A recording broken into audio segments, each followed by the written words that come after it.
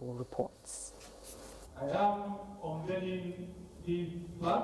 Governor Yahya Bello of Kogi State and his Kaduna State counterpart Nasir Ahmed El-Rufai, on behalf of President Muhammadu Buhari, physically performed the flag-off for the commencement of works on the landmark project at Ajaokuta and Rigachikun respectively. Today marks an important chapter in the history of our great nation. The president, who was joined at the council chambers by the vice president and presiding officers of the National Assembly to preside over the virtual event, described the gas pipeline project as dear to the people of Nigeria and therefore must be completed on time, within budgetary allocation and according to specifications.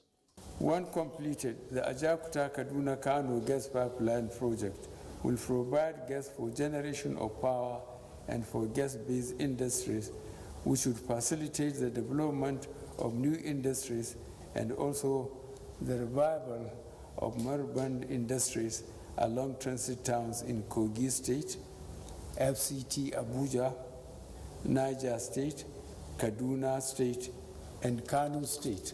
The project is therefore part of the delivery of our next level agenda for sustainable development and enhancement of the economic prosperity of our country.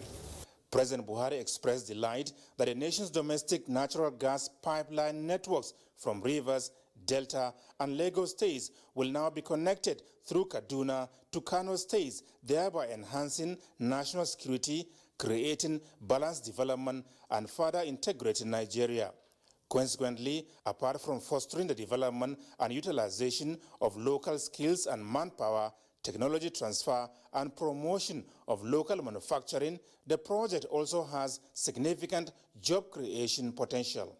I challenge our private sector to lead in maximizing our gas resources to create a petrochemical hub that will resurrect not only our manufacturing capacity, but place us squarely on the path to increase self-sufficiency. As the world evolves, we owe our people the responsibility to prepare them for what the future holds. We therefore must be bold and fearless and can no longer be incremental in our approach. Time is short, and our people's zeal is strong and palpable. Infrastructure development, although long, tedious, and complex, remains a cardinal objective of our administration drive towards ensuring a stable, sustainable, and more prosperous future for our citizenry. Describing the day as good for Nigeria's development, evolution, and integration, the president is counting on the support of the governors of Kogi, Niger, Kaduna, and Kano states, as well as the Minister of the FCT, towards providing the enabling environment for the successful execution of the project. From the State House, Adamu Sambu, NTA News. Meanwhile, the leadership of the National Assembly has visited the presidential villa this Tuesday to further express reservations about the proposed increase in electricity tariffs, scheduled to take off from the 1st of July this year. The President of the Senate, Ahmed Lawan, and Speaker of the House of Representatives, Femi Gbajabiamila, met with President Muhammadu Buhari and with Vice President Yemi Osinbajo, who heads the Power Sector Reform Coordination Group, for more deliberations on the intended increase in electricity tariffs, which the National Assembly believes is not the right time to implement due to the challenges of COVID-19 on the nation. That announcement of the increase in electricity tariff in Nigeria is untimely, and we believe that we need to do more work to ensure that before any increase, there must be some measures, some steps, and some line of actions that must be exhausted, including the metering. And this is a welcome idea to the Vice President as well. The situation, the Senate President says, demands that everything possible should be done to make life easy for the people, noting that government is doing a lot in this regard.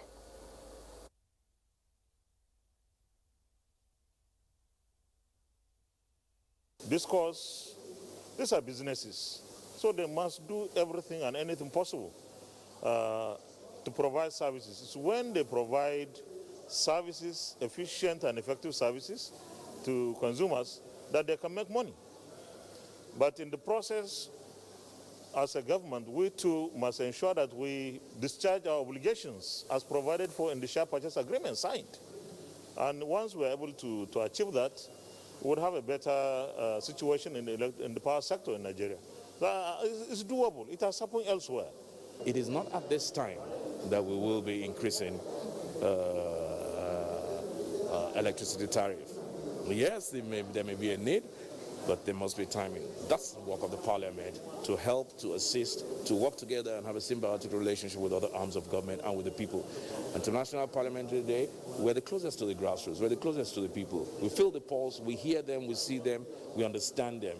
We're a heartbeat away from the people, the grassroots that we represent. Meanwhile, the Assembly leaders have advised the discos to continue to engage with consumers and provide better service to the people and the nation. Now, 1 hour after the Senate reconvened from its 2 weeks recess, it has adjourned again in honor of late Senator Adebayo Oshinowo, who died during the recess. National Assembly correspondent Ignatius Nkwo reports. Senators returning from 3 weeks recess. The break was to mark 1-year anniversary of the 9th National Assembly, which has become the practice. Usually, the first day of resumption is characterized by a consideration of pending motions, but all that were stepped down till the next plenary because of the death of Senator Adebayo Oshinowo, who represented Lagos East Senatorial District. The Senate paid tribute to its late chairman, Senate Committee on Industry. And since he's been here with us in the Senate, he's been a very calming influence. He's a patriot, provided stability here in the Senate. Very, very, very sad for losing a man of Oshinowo, a very gentleman, very hard-working and a very honest man. The 9th Senate has so far lost 4 of its members. From the National Assembly, Ignatius Nkwo, NTA News. Meanwhile, a federal high court sitting in Abuja has dismissed a suit filed by former Senator Dino Melaye challenging the Infectious Diseases Control Bill 2020 on the grounds that the bill is not yet a law. The bill, which is sponsored by the Speaker, House of Representatives Femi Gbajabiamila and 2 other lawmakers, seeks to empower the Nigeria Center for Disease Control to convert any property, including private ones, to isolation centers, as well as detain any person suspected to have an infectious disease. The plaintiff, Senator Melaye, claims that some provisions of the bill violate his fundamental human rights and therefore praised the court to stop the passage of the bill. Justice Ijeoma Ojukwu, delivering judgment, said the court lacks the jurisdiction to entertain the suit since it has not been passed into law. The court subsequently dismissed the suit. Similarly, a federal high court sitting in Abuja has varied the bail conditions granted to former chairman of the defunct pension task team, Abdurrashid Maina. The former chairman is being prosecuted by the Economic and Financial Crimes Commission on allegations of fraud to the tune of more than 2 billion naira. Maina was granted bail last December in the sum of 1 billion naira with 2 sureties who must be serving federal lawmakers, but was unable to meet the bail conditions. As such, he applied for bail variation. In February this year, Justice Okon Abang varied the bail conditions in the sum of 500 million naira with a surety who must be a serving senator and must deposit a certificate of his landed property to the court, as well as mandatory for the said senator to always be present at each sitting to sign the attendance register. Senator Ali Ndume stood as surety, but the landed property he presented did not bear his name. This made it difficult for Maina to fulfill the bail conditions. However, after applying for further variation, the court accepted the power of attorney in place of the certificate of occupancy on compassionate grounds. Now, for more reports on Nationwide, let's join Dotun in Lagos. Hello, Dotun.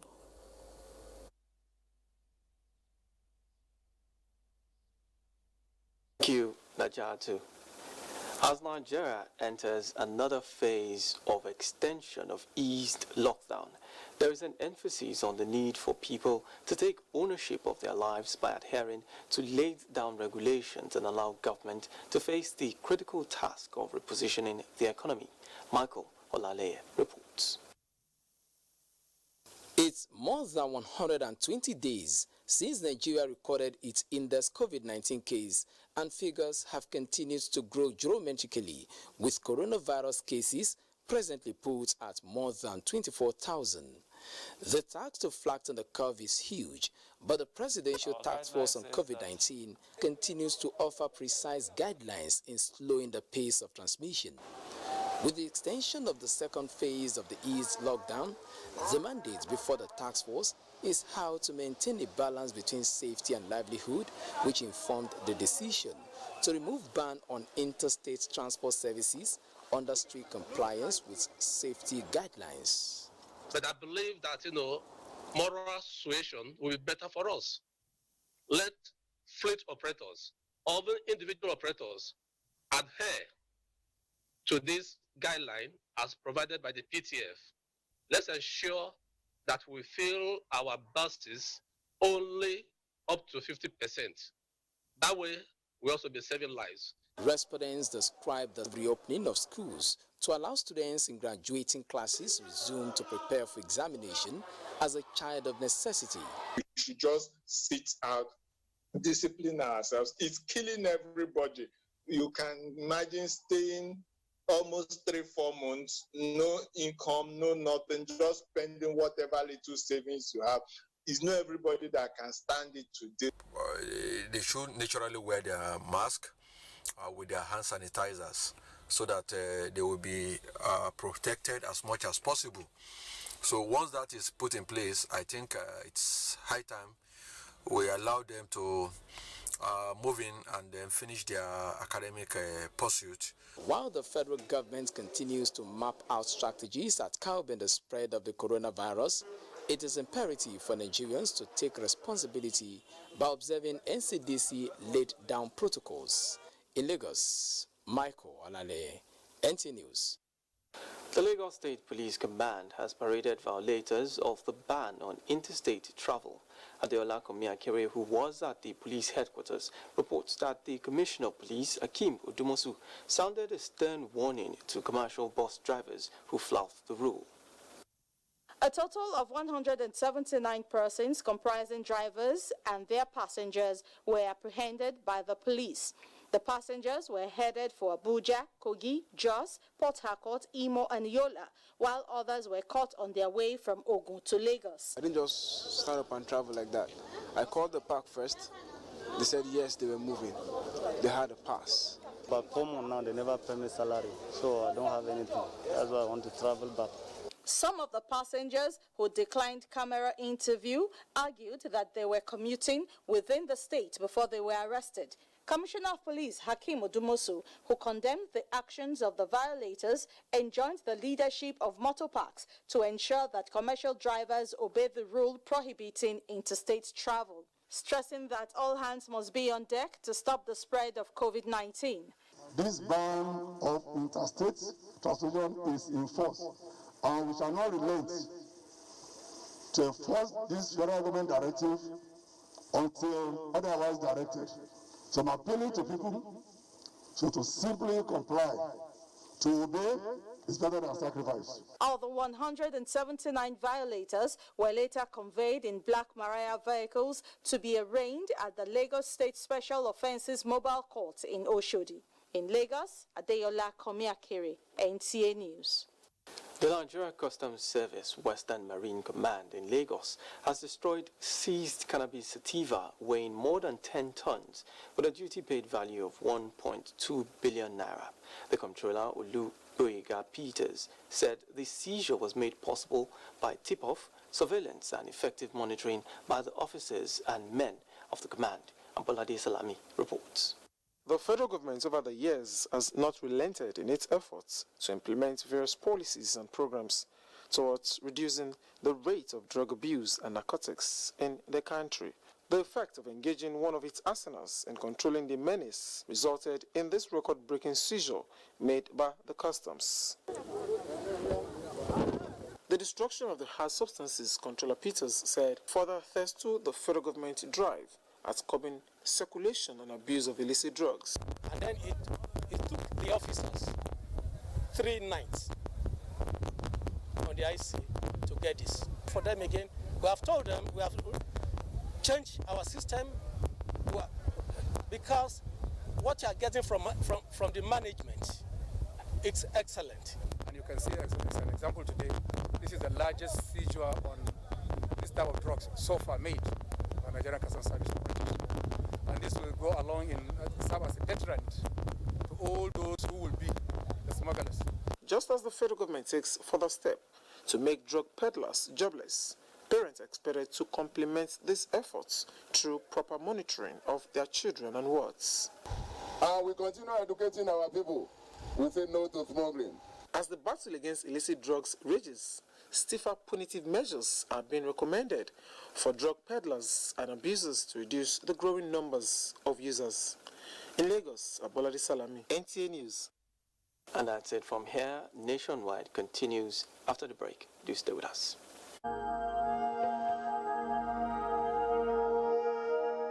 I wish to once again commend the frontline workers across the country who, on a daily basis, risk everything to ensure we win this fight. For those who got infected in the line of duty, rest assured that government will do all it takes to support you and your families during this exceedingly difficult period. I will also take this opportunity to assure you all that your safety, well-being, and welfare remains paramount to our government. I am using this opportunity to express our deepest condolences to the families of all Nigerians that have lost their loved ones as a result of the COVID-19 pandemic. This is our collective loss, and we share your grief.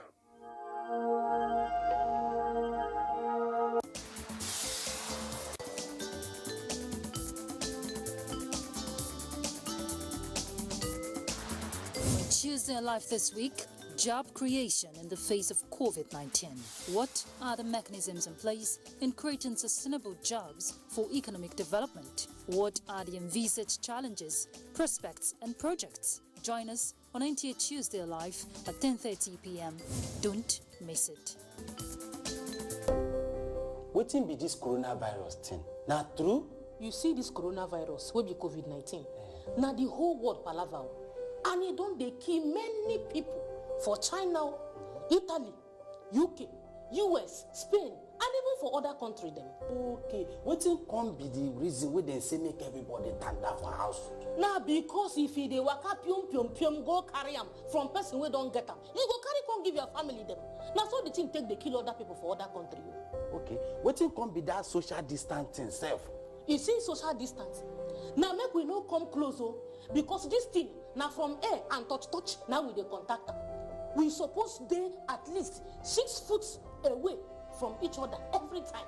So okay, no be only to wash your hand and to sanitize them alone. Make we no take this washing of hand thing take play but make we come together, join hand as we take pursue Ebola, pursue this coronavirus. Make we be each other keepers now.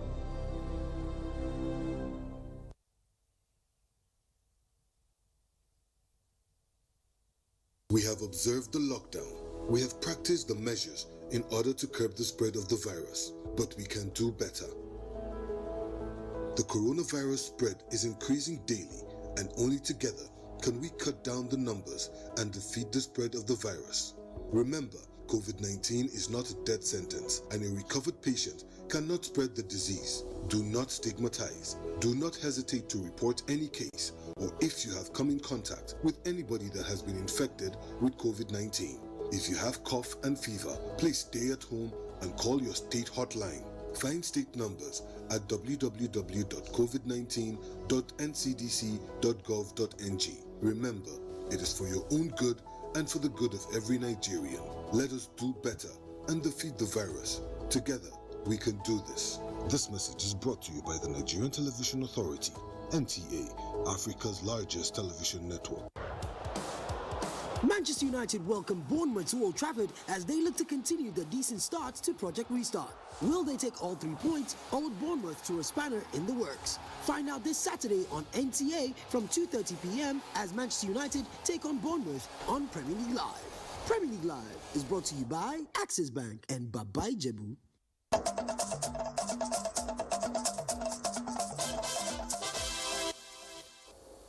Thanks for staying tuned to NTA Nationwide.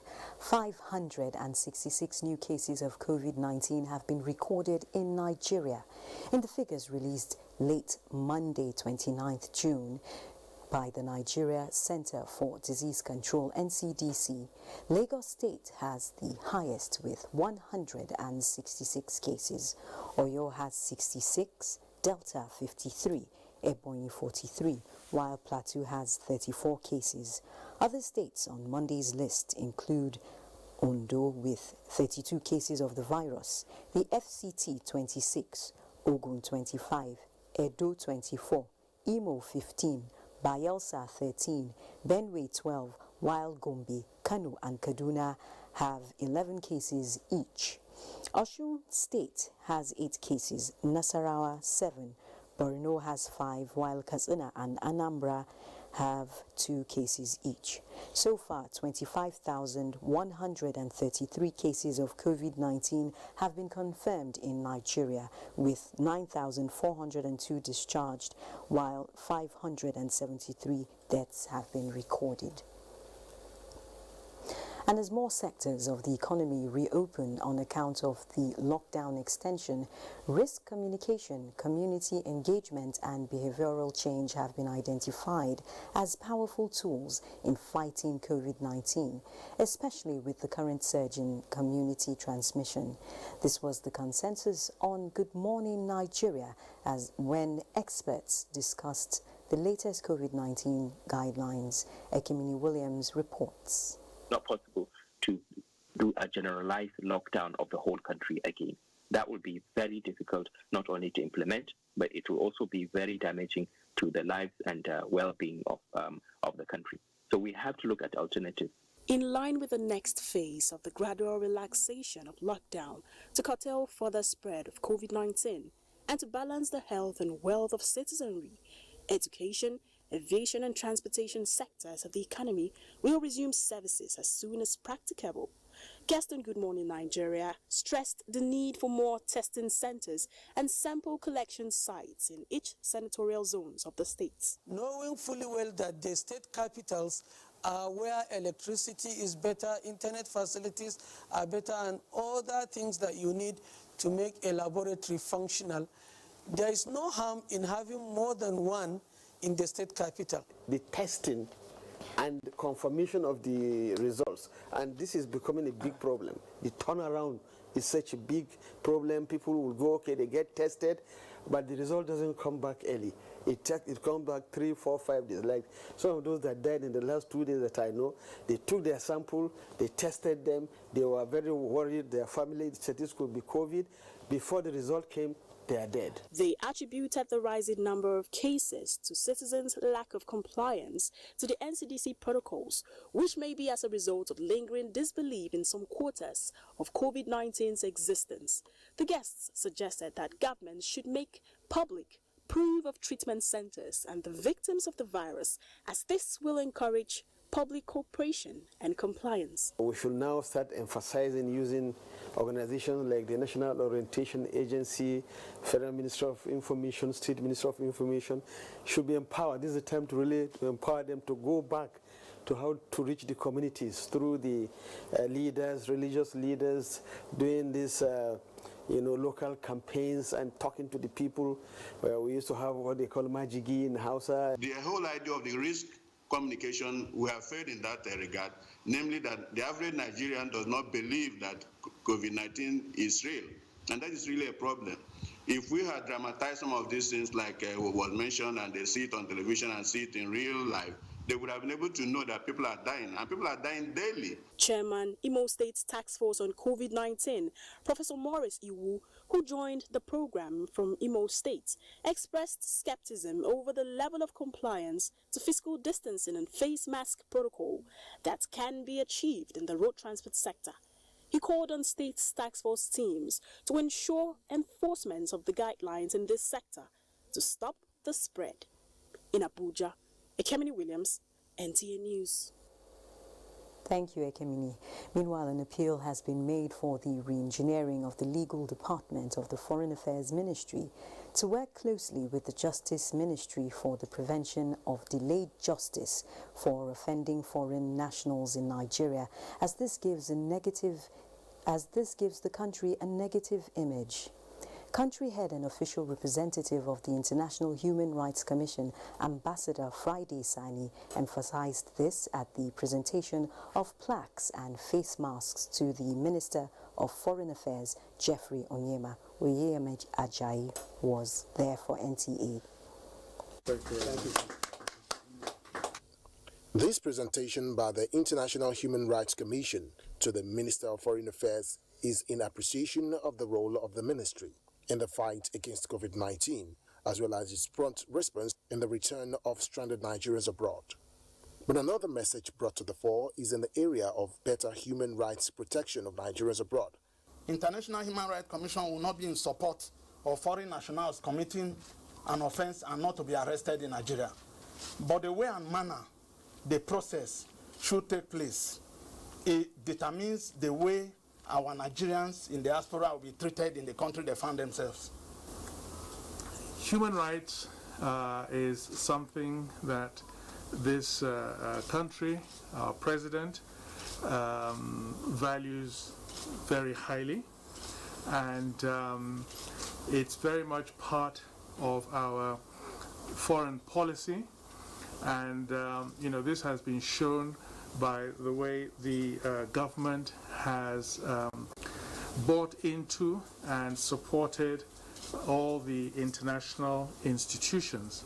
While commending the International Human Rights Commission for the recognition, the minister reiterated that the federal government has deployed every effort to combat COVID-19 in the country through proper sensitization of Nigerians to stay safe and keep others safe. In Abuja, Oyeyemi Ajayi, NTA News.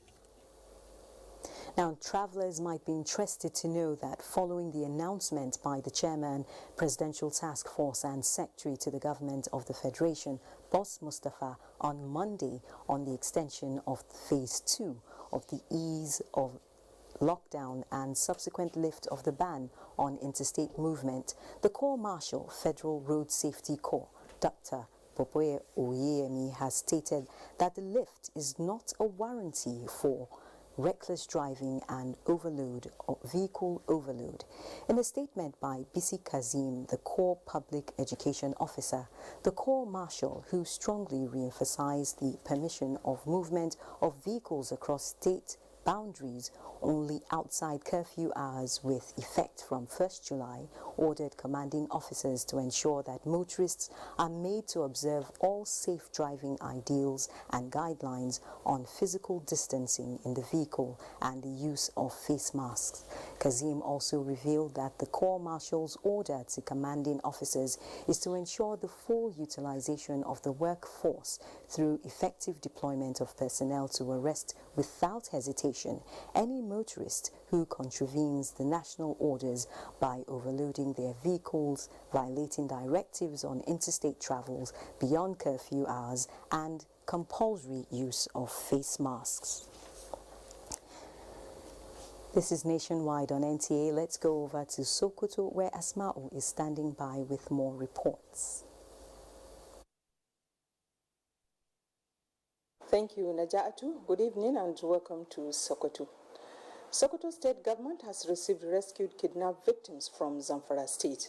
Dalhatu Abdullahi reports that more strategies are being used towards addressing banditry in the state.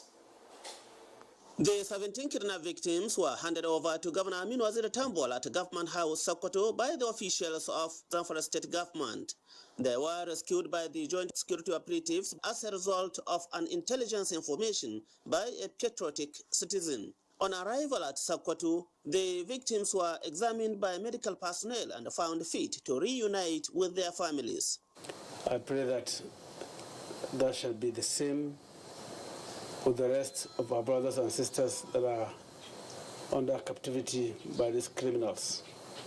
16 of the kidnapped victims are indigenous of Tureta, while one is from Raba local government of Sokoto State. In another development, security services have gotten a boost as the state government presented 50 brand new Boxer motorcycles to the 26th Battalion Nigerian Army Sokoto.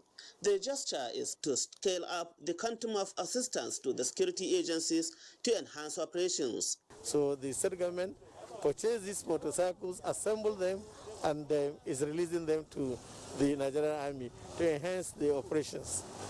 Receiving the motorcycles on behalf of the 26th Battalion, its commanding officer, Lieutenant Colonel Umar Ahmad Muhammad, assured that the soldiers are battle ready to confront the marauding bandits wherever they are in the state. In Sokoto, Dalhatu Abdullahi, NTA News.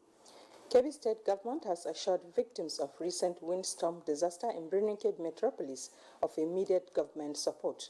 Governor Ajaokuta-Kaduna-Kano stated this during an assessment visit to the affected areas. Abdullahi Umar Ilalu reports. The rainstorm was accompanied by a heavy windstorm that blew off rooftops of several houses and rendered many families homeless. Among the early visitors to the affected areas was the State Governor Ajaokuta-Kaduna-Kano, who said the situation is shocking and traumatic, but thank Allah that no life was lost. He explained that government will ascertain the level of damage and identify the number of persons displaced with a view to assisting them. I offer my sympathy to all those whose houses are affected. Sympathizing with the victims of the disaster, the Emir of Gondo, Alhaji Muhammadu Ilyasu Bashar, admonished them to see it as a natural cause. He prayed Allah to prevent future recurrence of the disaster. Some of the affected households stated that they now stay with friends and neighbors, calling on the government to come to their aid. Please, the governor should come and help us. The Kebbi State Emergency Management Agency pledged government support and assistance to the victims of the rainstorm, urging the people of the state to consult building experts before erecting their buildings to avoid loss of property to the yearly windstorm. So this indicates that we have to be both ready to see what we can do to safeguard the lives and property of our people. In Birnin Kebbi, Abdullah Umar Ilalu, NTA News. And that's it from Sokoto. The news will continue with Najatu in Abuja. The news will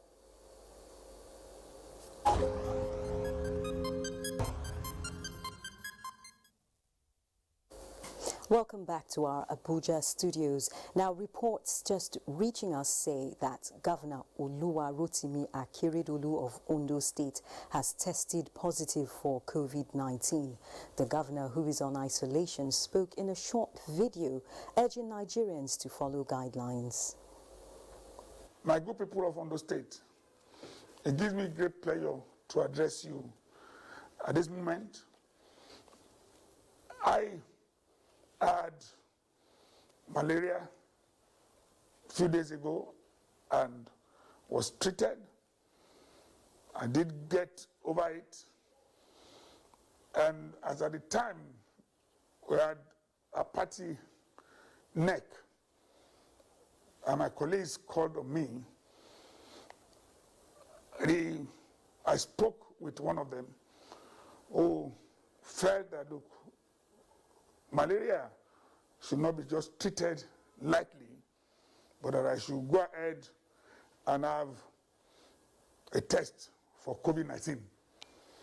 The result came out today, 38 June 2020.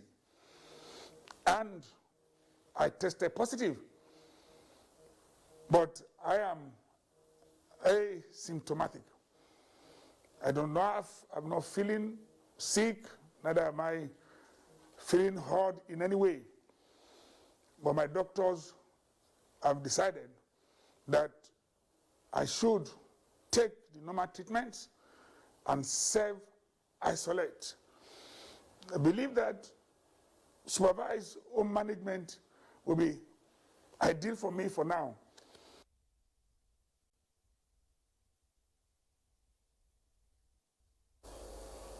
Now to security matters. Troops of Operation World Stroke have eliminated 4 armed militiamen at Rafin-Kada in Wukari local government area and Yoja in Donga local government area of Taraba State.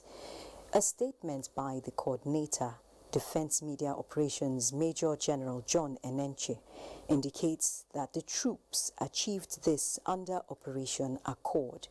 Major General Enenche notes that the troops at Bisi in Katsina-Ala local government area in Benue State and Sector 4 in Taraba conducted a joint operation to eliminate suspected militia at Jukun village, adding that 4 of the militia were killed.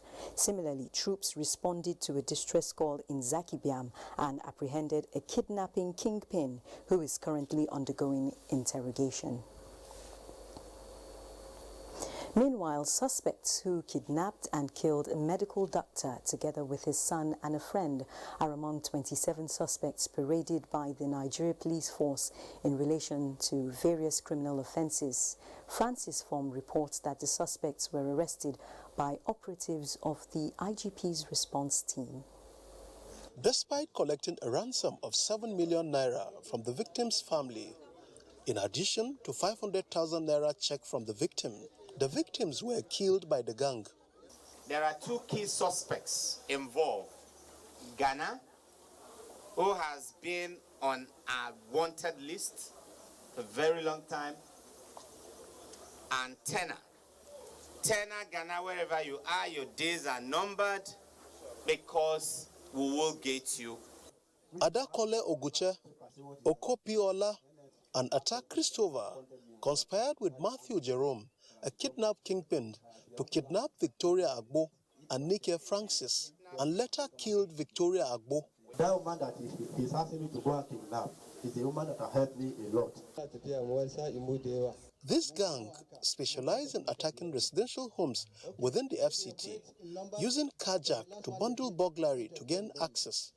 The police is not resting on its oars, as it has recovered 6 children from a syndicate gang who specialize in stealing minors.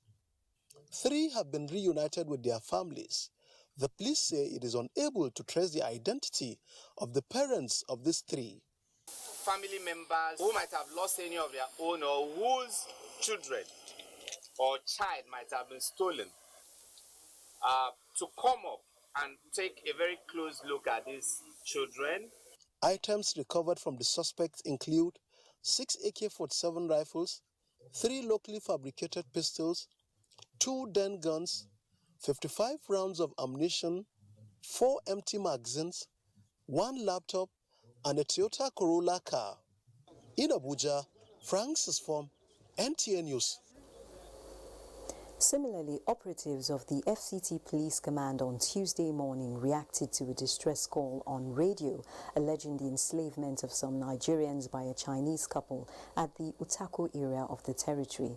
The victims are domestic staff of the couple who they allegedly kept under lock and key for a period of 5 months since the coronavirus broke out in Nigeria in February.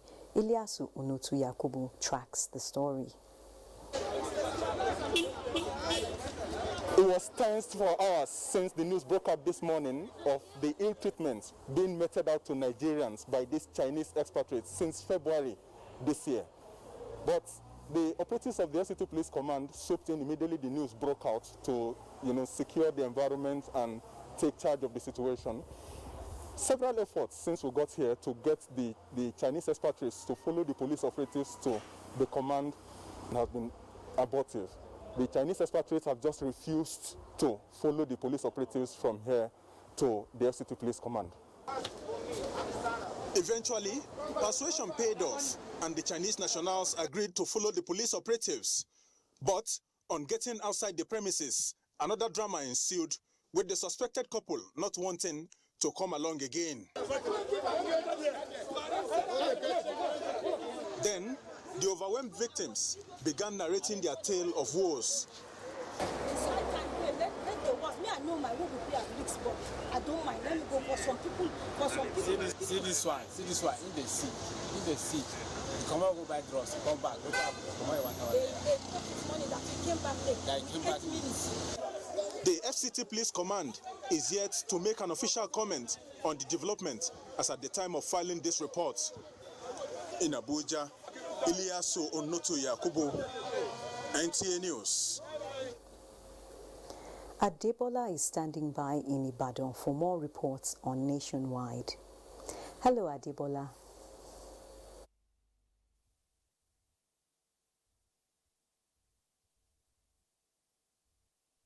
Practices and Other Related Offences Commission (ICPC) has commenced Phase 2 of the Constituency and Executive Project Tracking exercise in Oyo State, with a call on benefiting communities to take ownership of the federal government's intervention projects in their areas. Kemi Oshin has details. The tracking exercise in Oyo State so far has seen the valuation of a mini water supply scheme at Ajaokuta community in Orire within Oyo North Senatorial District and rehabilitation of about 58 solar-powered boreholes by past legislators. The project was domiciled in our appropriation in 2012. The project was handed over in February 2017. Considering the enormity of funds expended on it, and according to the members of the community, it only served them for about a week, and they are supposed to be saddled with the responsibility of maintaining the project, which, to my knowledge, they have reneged. The exercise shows that activities of vandals and poor maintenance culture of the people has also damaged some of the project. Just help us repair everything. As the water be from the river, so is come direct to this distillery. The policy of tracking this project is part of efforts of the federal government through the ICPC at ensuring judicious use of funds in line with standards and specification. In Ibadan, Kemi Oshin, NTA News. The Osun State Command of the Nigeria Police has paraded suspected rapists in Oshogbo, saying persons involved in such inhuman act will never find a safe haven in the state. Joshua Ogunjide has details. A 50-year-old man, Adeleye Fayemiwo of number B50, Agbongbe Street, Ibokum, allegedly had unlawful carnal knowledge of his daughter, a 13-year-old girl, on the 17th of June, 2020. Also on the same day, Eronsi Ballard of Tadinikawo Ile-Ife was alleged to have defiled a physically challenged girl of 23 years of age, who he claimed to have been tutoring for a couple of months. It's not as if initially I told them I'll marry her. I have to help this girl. I have known this girl for close to 15 years. I was told to locate her mom, which I did. So they do call her my wife. I carry her, I put her on my chest, put her on the bike. We go to school and I bring her back. Another 19-year-old Afolabi Siaka of Adekunle area in Ilorin was alleged to have defiled a 7-year-old girl of the same address on the 17th of June 2020, amongst others. We will make sure we investigate these cases all to their logical conclusions, and we shall not accept pleas from parents and victims that they are no longer interested in continuing with this case. It is believed all suspects will soon be charged to court while victims are still under medical examination and treatment in various hospitals across Osun State. In Osogbo, Joshua Oguchide, NTA News. And that's it from Ibadan. More reports on Nationwide after this break. Do stay with us. The number of the COVID-19 cases in Nigeria is increasing daily, with many more tests ongoing. The battle of testing, isolating, treating, and attending to the affected persons rests heavily on the shoulders of our health workers, constantly putting their lives on the line and at risk to contain this virus, save and protect the lives of millions of Nigerians. To these health workers, we at the Nigerian Television Authority, NTA, on behalf of millions of Nigerians, say a big thank you for all that you have done and are doing. To the security agencies enforcing the lockdown and every other frontliner, we say thank you for putting your lives on the line to save ours. There is no amount of words that can quantify our gratitude. Thank you. This message is brought to you by the Nigerian Television Authority, NTA, Africa's largest television network. Shabi, you still come back to this house? Yeah, so you cannot even support your husband. Eh? Support who? I thought you said men are the head of the family. How to get here? Allah, how to get here? Feminism is all about equal right and opportunity for women. Settle your matter in your home. You can't keep comparing Agatha and Uchechi. Agatha is Agatha. Uchechi is Uchechi.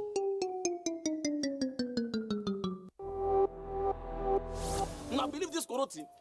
You know if you touch black man. If you like, gather the whole Niger, come together, make a cough. Nothing. Which one you want? Give me V and D. I beg, get small pieces. How much you want to give him? Give me 200. Take your change now. You don't want your change. My people, this coronavirus, na serious matter. May una wash una hands regularly. Come use alcohol-based hand sanitizer. If you no see water, wash your hand. Make una sit down for house. You see this virus, so e no get leg. Now we dey waka kurukere. No waka around, make the virus for die. No forget, say, the betterment of our people. Now for your handy day. This message is from the Akinfade Foundation in partnership with the National Orientation Agency with support from MacArthur Foundation. Okay, guys, let's do this. Action. You can deceive everyone, but you certainly cannot deceive me. I see you. But if the package is faulty, there'll be no buyers. So I suggest you sit down and have a talk with your husband. So you have faith. Everything is possible. You heard him, right? You needed help and I helped you. This place would just so they also work in wolf. You mean you still work for Matthew Osage? What?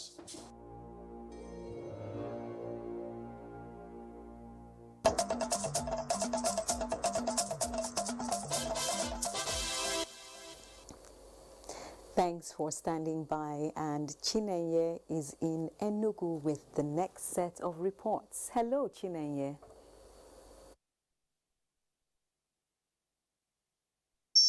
Hello, Najaatu. Good evening and welcome to Enugu. It has been no doubt a viable means of acquiring knowledge for students and pupils who have been forced to stay at home by the lockdown occasioned by the outbreak of COVID-19. Surely also in the country have adopted online platforms to continue the academic exercise. Amechi Pius takes a look at the need of learning and the impact on the children.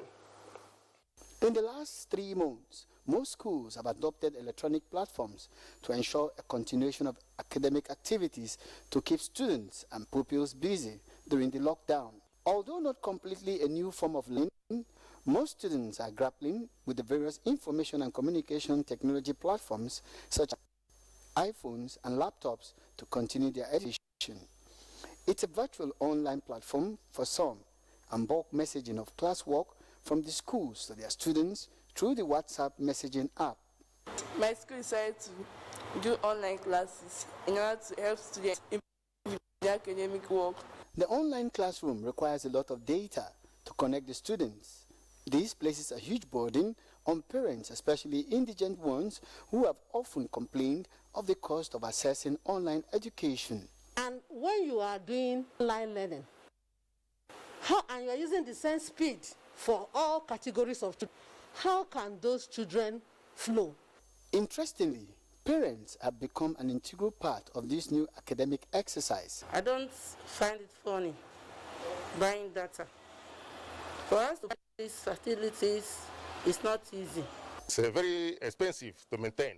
Experts are of the opinion that government must provide the basic materials such as data and computers and ensure proper coordination of online education in Enugu. Mechi Pius, NTA News.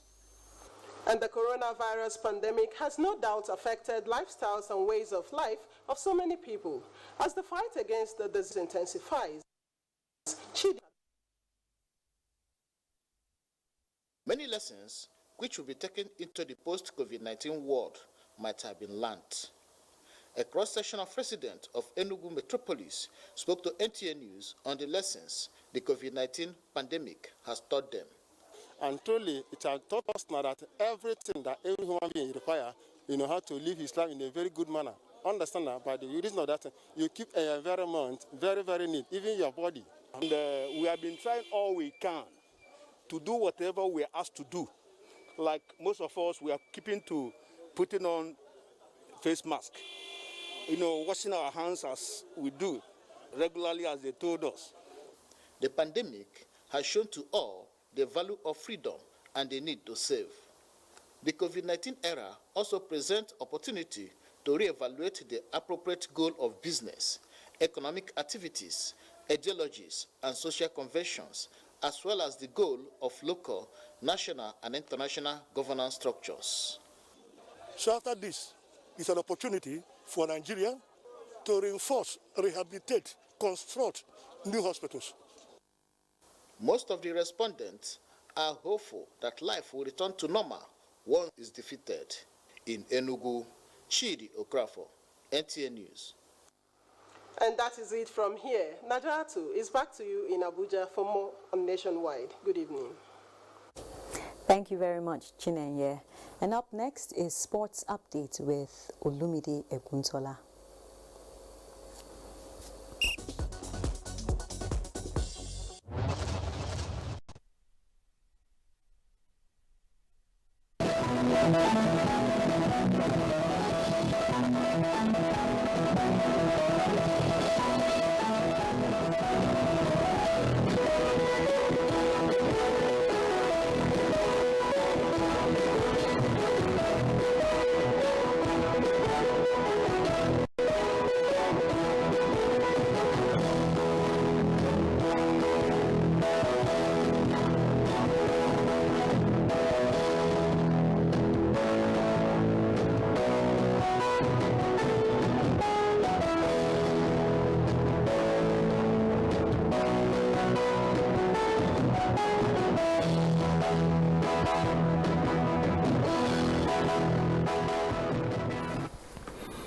Hello and welcome. I am Cyril Stober.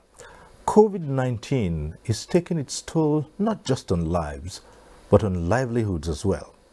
Now, arising from the measures to beat the pandemic are serious consequences. How?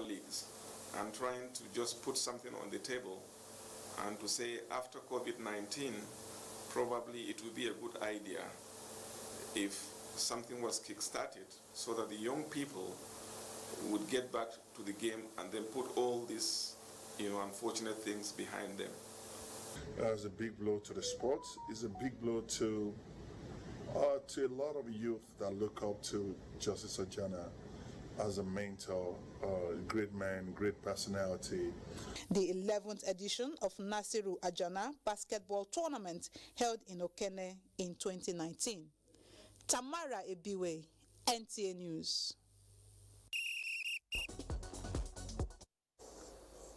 We apologize for that mix-up there. That was actually Tamara Ebiwe and not Olumide Eguntola.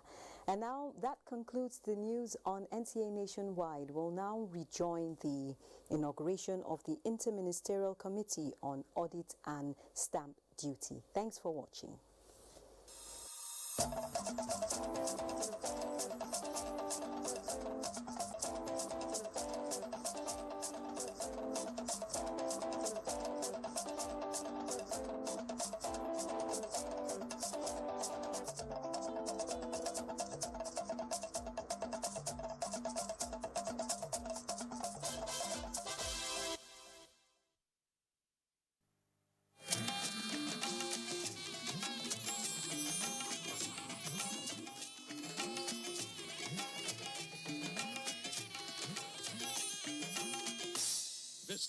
Network Service of the NTA.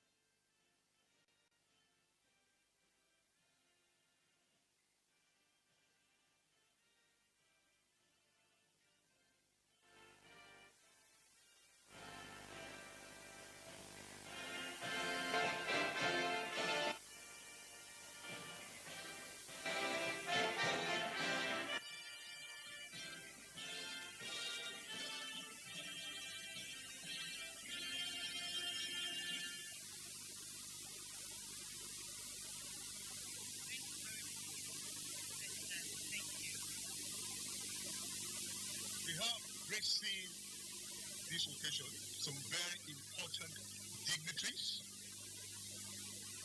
We'll begin by respectfully recognize the chairman of the National Assembly of the Federal Republic of Nigeria and President of the Senate, distinguished Senator Dr. Ahmed Lawal. We also have and respectfully recognize the Speaker of the House of Representatives, the Right Honorable Femi Gbajabiamila. Welcome, sir. We're also honored to have the presence, gracing this very important occasion, the Secretary to the Government of the Federation, Mr. Boss Mustafa. Welcome, sir.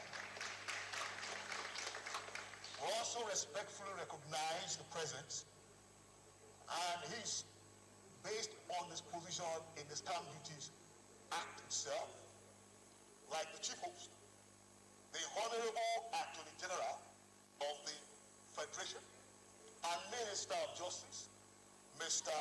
Ajaokuta-Kaduna-Kano, Senior Advocate of Nigeria. Welcome, sir.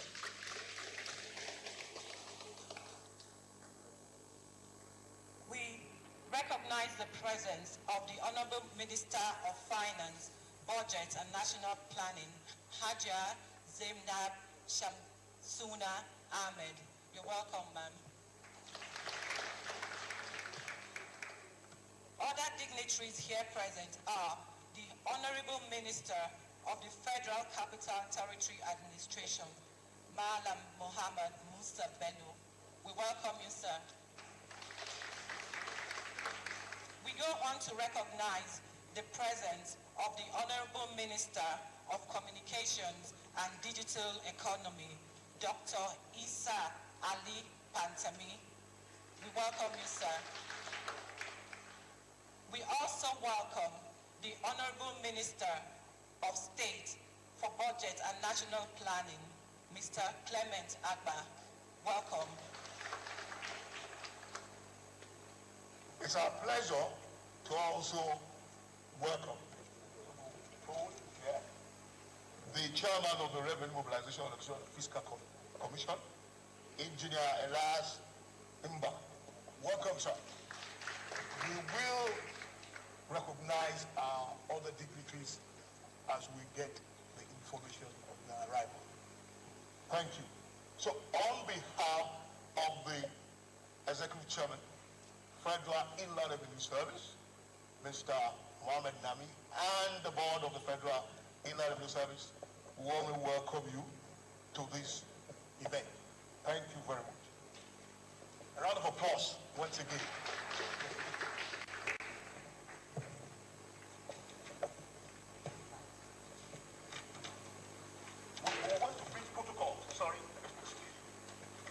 Because we've been told, ladies and gentlemen, that the Secretary to the Government of Federation has to leave for another very important event. We've been told to respectfully request that he comes.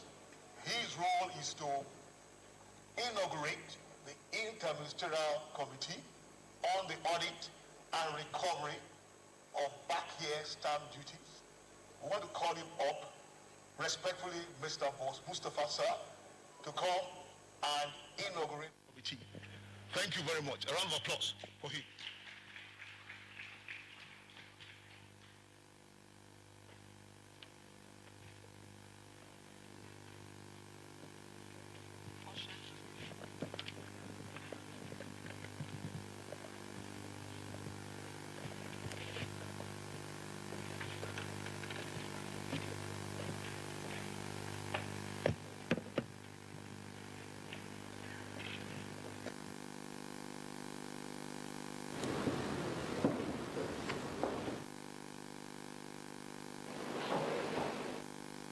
the Chairman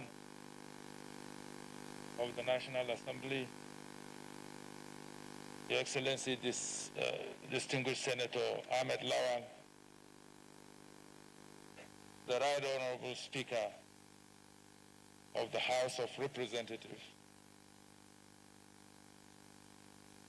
the Attorney General of the Federation and Minister of Justice, representatives of other ministers here, the Chairman of the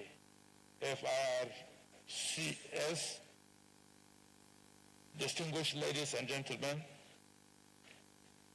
I am highly delighted and honored to be invited to inaugurate this very important interministerial committee on the audit and recovery of stamp duty from 2015 to 2019.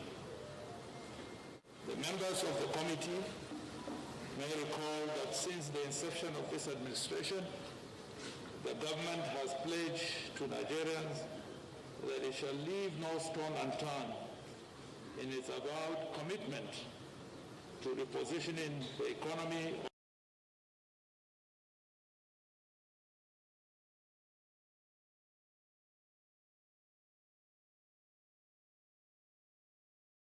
government has consistently emphasized the need for the tightening of all areas of leakages, wastages, and revenue losses.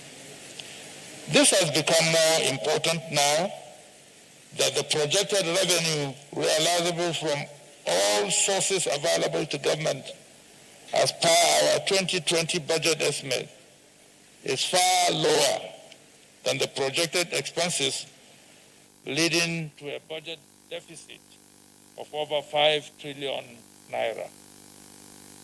The government has recognized the fact that for meaningful development to be achieved, it has to look inwards to use every available means to show up its revenue generating capacity.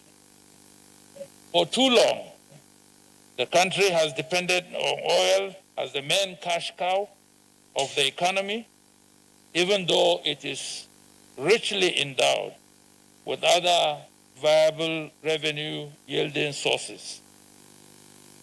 In the face of dwindling oil revenue and the global shift away from oil-dependent technological products, it is even more compelling now to begin to think out of the box in order to safeguard the future of our country. Therefore, this administration has resolved to widen the revenue base by activating the stamp duty revenue collection, which has been neglected for more than 20 years. There is assurance that the collection from stamp duty will be second to oil revenue, as it has the potential to yield up to 1 trillion naira revenue annually if properly harnessed. This interministerial committee on audit and the recovery of stamp duty collection is being inaugurated today to serve as a timely intervention in the country's search for ways to augment its revenue generation drive to avoid sliding back to recession. The Interministerial Audit Committee members are people of proven integrity and extensive experience drawn from the relevant agencies of government, to be chaired by the Office of the Honorable Attorney General of the Federation and Minister of Justice, while the Federal Inland Revenue Service shall serve as the Secretariat.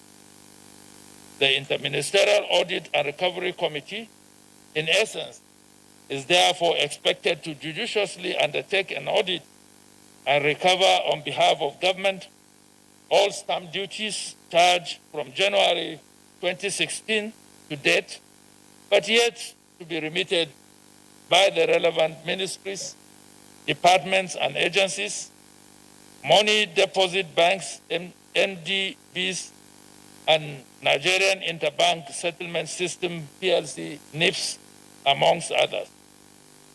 In order to ensure transparency and accountability, I hereby, on behalf of the President, direct and request that all recoveries made by this committee be remitted to appropriate stamp duty account maintained by the federal government with the Central Bank of Nigeria. The details of the committee's functions are set out in the terms of reference. I hereby also, on behalf of the President, direct and request that all the relevant MDAs, particularly the Central Bank of Nigeria, NIBS, MDBs, NIPOS, and the Federal Inland Revenue Service should give maximum cooperation to the committee in the discharge of its mandate. As you set out to accomplish this national assignment, be mindful that on your shoulders lie great expectations of Nigerians, and particularly that of the President, that you would help deliver the much needed funding for the laudable programs of the government. On behalf of the President and Commander-in-Chief of the Armed Forces of Nigeria, President Muhammadu Buhari, I congratulate all members of the committee on your appointment, which is another opportunity for you to serve your country. I therefore urge you to perform your duties diligently in the best interests of Nigeria. It is now my honor and singular privilege to inaugurate the committee and commit it into the hands of God for a successful execution. I thank you, Your Excellencies, and God bless the Federal Republic of Nigeria.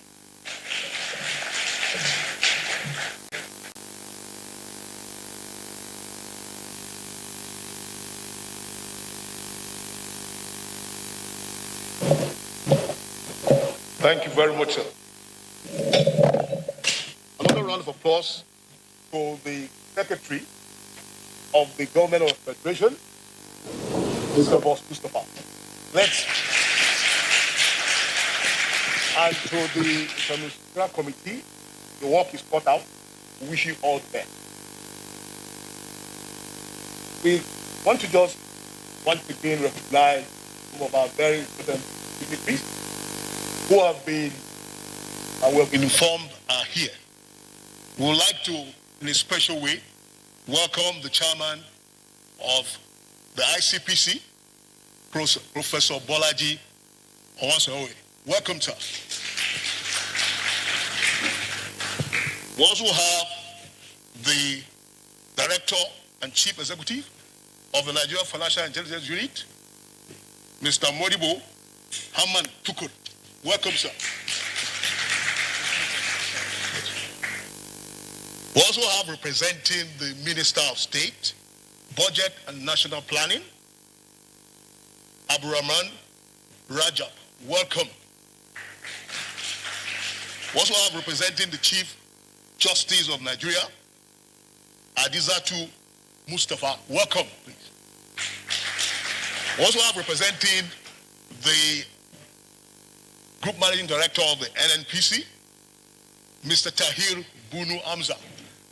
On behalf of the Chairman of the FRS and members of the board, thank you for coming.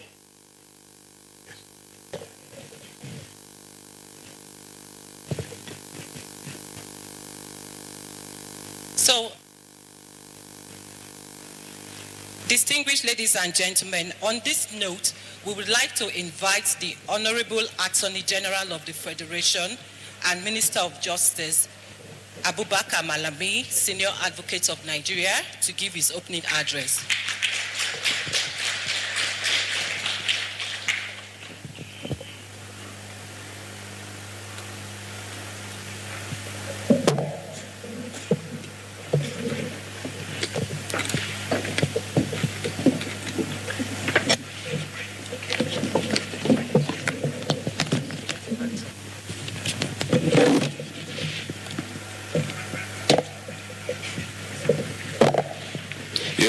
Excellency,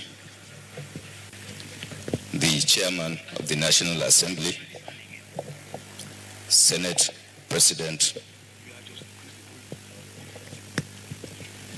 Your Excellency, Right Honorable Speaker of the House of Representatives,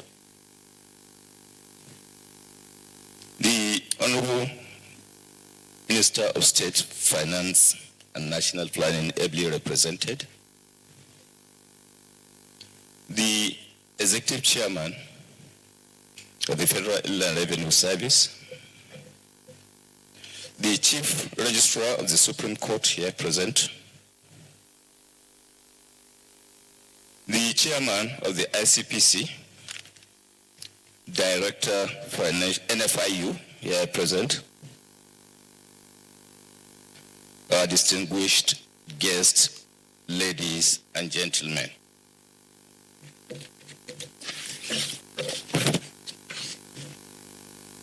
It is my honor to welcome you all to this historic occasion where another pace will be set by the administration of President Muhammadu Buhari.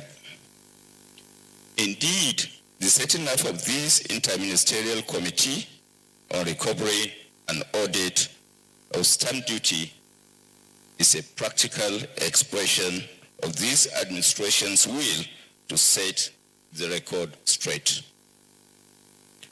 You may recall all that recently the Finance Act 2019 was passed into law pursuant to the assent of His Excellency, the President of the Federal Republic of Nigeria, President Muhammadu Buhari. This law indeed provides some clarification on Nigeria's tax law. Let me, by way of background, state that the collection of stamp duty in Nigeria dates back to 1939 as introduced by the then British colonial government. Stamp duties are basically taxes paid to the federal or state government on documents also known as instruments, such as conveyances on sale, bills of exchange, promissory notes, agreements, contracts, or documents such as letters of administration, certificate of administration, instrument of apprenticeship, and insurance policies, among others. The payment of stamp duties is enabled by the Stamp Duties Act 1939 as amended by the numerous acts and various resolutions and contained in the laws of the Federation of Nigeria. The Stamp Duties Act also provides a list of documents in its schedule and the duty payable on each of them. Section 4 subsection 1 and 2 of the Stamp Duties Act empowers the federal and state government to impose, charge, and collect stamp duties in different circumstances. The federal government has the sole authority to import, charge, and collect stamp duties in respect of documents relating to matters between companies and individuals, group or body of individuals. The state, on the other hand, has authority to collect stamp duty in respect of documents executed between individuals or persons as such rates enforced or charged as agreed with the federal government. Stamp duty is one of the matters reserved to the federal government in the exclusive legislative list under the 1999 Constitution of the Federal Republic of Nigeria as amended. It means that the National Assembly, in partnership with the executive arm of government, have the important responsibility of ensuring that the laws are constantly reviewed to bring them in conformity with the reality of the day. Remarkably, the Federal Revenue Service Act is a complementary provision to the Stamp Duties Act. It follows, therefore, on the strength of the provision, the Federal Inland Revenue Service Establishment Act, the Federal Inland Revenue Service is conferred with the powers to administer, including perform audit exercise and collect all taxes and levies to the federal government and account for them. This is amplified by the provisions of the Finance Act 2019, which states that, I read, the Federal Revenue Service shall be the only competent authority to impose, charge, and collect duties upon instruments specified in the schedule to this Act if such instruments relate to matters executed between a company and an individual, group, or body of individuals. Let me at this juncture state that following the inadequacies in the operation of law and exercise of authority on stamp duty, certain backlog of generated revenue were left unaccounted for, thereby transforming into a matter of recovery for the federal government of Nigeria. Consequent upon this predicament, the Office of the Honorable Attorney General of the Federation and Minister of Justice is compelled to activate mechanism for recovery in order to ensure that the federal government is not shortchanged. As a matter of public interest, the Office of the Attorney General of the Federation and Minister of Justice must ensure that all monies collected by various entities are recovered, accounted for, and remitted to the appropriate account of government. Also, note that the Stamp Duty Act was categorical on recovery powers of the Office of the Attorney General of the Federation and Minister of Justice. This fact is buttressed by the provisions of Section 111 of the Stamp Duty Act, which states, and I read, all duties, fines, penalties, and debts due to the government of the Federation enforced by this Act shall be recoverable in a summary manner in the name of the Attorney General of the Federation or the state. Accordingly, all agencies with relevant mandates are brought on board to collaborate on the recovery and audit of the stamp duty. On this note, Your Excellencies, distinguished ladies and gentlemen, I wish to implore the Interministerial Committee to work with the relevant agencies in accordance with the extant laws and regulations. I also urge Interministerial Committee to conduct this recovery and audit of stamp duty with ethics in order to protect the best interest of Nigeria as a country. It is also hoped that the proceeds from the exercise will be a source of additional revenue for the country. I must, however, warn that the task before the Interministerial Committee is an enormous one. Thus, much is expected from the committee.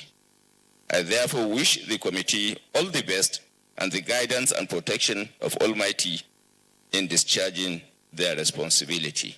I thank you all for listening.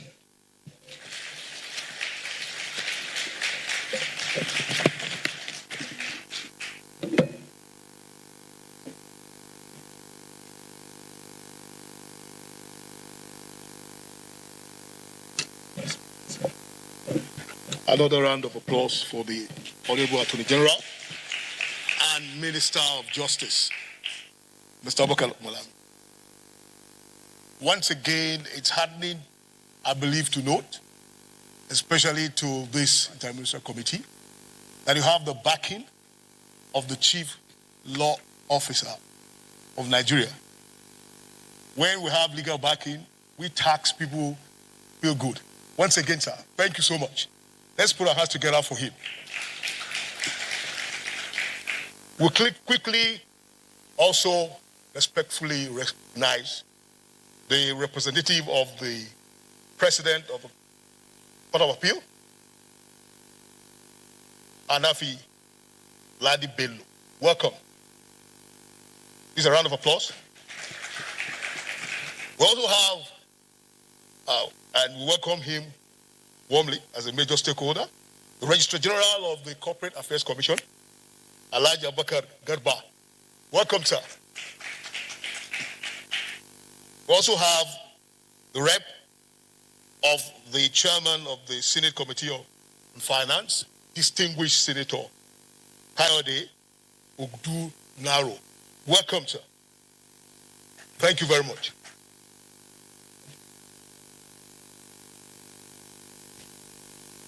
It is time to take a message from our very important guest. If you look into the program, we have some very important guests. So it's my pleasure, and I will respectfully request that the chairman of the National Assembly of the Federal Republic of Nigeria and the president of the Senate, distinguished Senator and Dr. Ahmed Lawan, to the podium.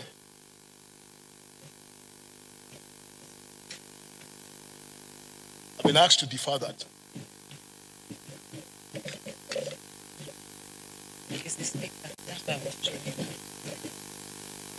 Once again, apologies.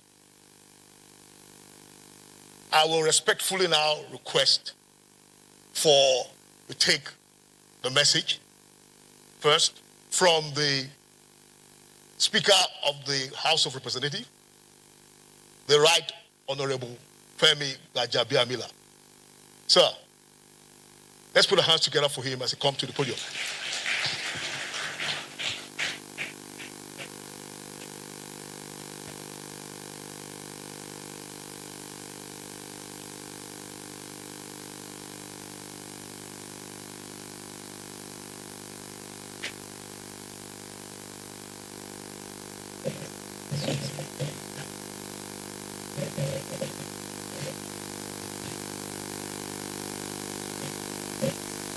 Thank you, and good afternoon, ladies and gentlemen. Permit me to stand on already established protocol. Mine is very simple. If you look in your program, you'll find a short address, but I decided this morning to tweak it a little bit. I'll just read. I'm delighted to be here today at the inauguration of the Interministerial Committee on the Audit and Recovery of Back Here Stamp Duties and the launching of the FIRS adhesive stamps for the collection of stamp duties. I congratulate the Executive Chairman of the Federal Inland Revenue Service, FIRS, Mohammed Nami, and all the staff of the service for delivering today's event. And I thank all of you who have taken the time to be here today. As a consequence of current global realities, our country can no longer rely on the sale of crude oil to provide sufficient income to develop infrastructure, finance governance, and build an economy with enough ladders of opportunity to lift our people out of poverty. Effective administration of our nation's tax laws and regulations has therefore become exceedingly necessary to allow us to achieve the development ambitions we have for our country.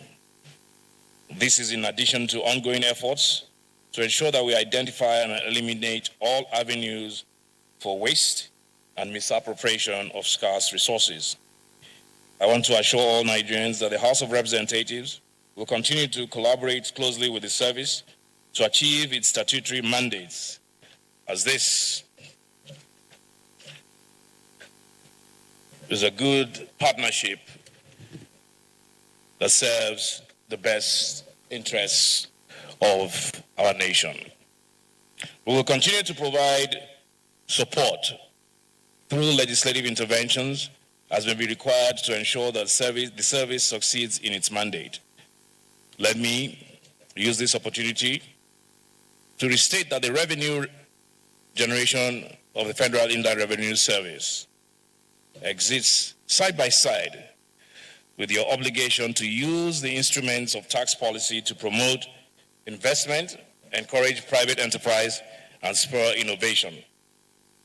The Interministerial Committee that is being inaugurated today has a vital role to play in helping government bridge some of the pressing revenue gaps that presently limit our ability to deliver on our commitments to the Nigerian people. I am confident that you will carry out this responsibility with due diligence and fairness in the best interest of Nigeria. And on behalf of the House of Representatives, I wish you Godspeed. For me, tax revenue collection must be professional as it must be aggressive. Many of us have heard of the popular Uncle Sam. For those who are familiar with tax collection in the United States and advanced democracies, you know they say the fear of the taxman is the beginning of wisdom. And they have who or what they refer to as Uncle Sam in taxation agencies in America and other developing countries. Ours must not be any different. I believe stiffer penalties for tax evasion in our laws should be looked at and reviewed, as the Attorney General said earlier on. We must review our laws to prefer stiffer penalties for tax evasion. And tax evasion and tax avoidance, the lines must be clearly defined or blurred, as a matter of fact, because a lot of people use tax avoidance to commit something close to criminal offenses. And I think it's time we should begin to look at this, particularly in the times of dwindling revenue, like I said earlier on. I don't think Nigeria as a country blessed with 200 million people, several material resources, human resources, should be at a point where we should be relying on one commodity that is fast dwindling. There are many countries, after all, that do not have any commodity at all to export or to rely on, and they rely on their taxes. And therefore, we should begin to look inwards. We should begin to just pretend, even if it's a pretense, pretend that we do not have oil, pretend that we do not have all these commodities that are in our backyard, and pretend that all we have is human resources. All we have is our 200 million people. You'll be amazed the kind of revenue that Nigeria can generate just having adequate, efficient tax collection. When we talk about diversification, a lot of people believe diversification means just moving from oil to agriculture to mineral resources. No, taxation and the collection of same is part of the diversification. All diversification means is that we are basically looking at alternative sources of revenue. Finance is one major source of diversification. Thank you very much, and God bless you.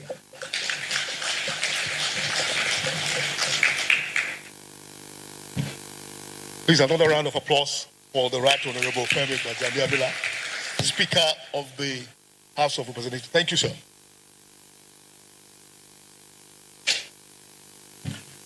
Excellencies, ladies and gentlemen, we at the FIS end, on behalf of the Executive Chairman and members of the FIS board, want to thank the Right Honorable Sir and the honorable members of the House of Rep for your legislative support for the work of tax administration. Once again, we're grateful. Let's put our hands together for the House of Rep and their support. Thank you so much, sir.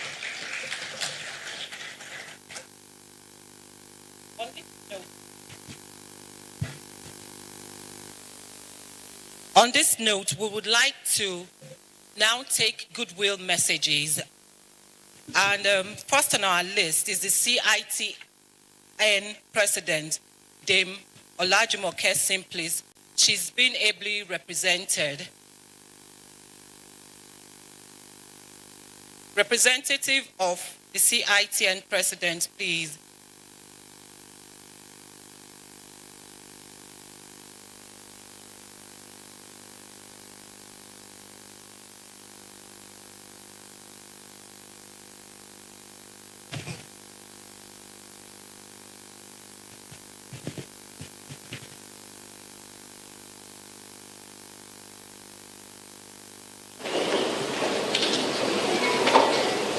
Welcome, madam.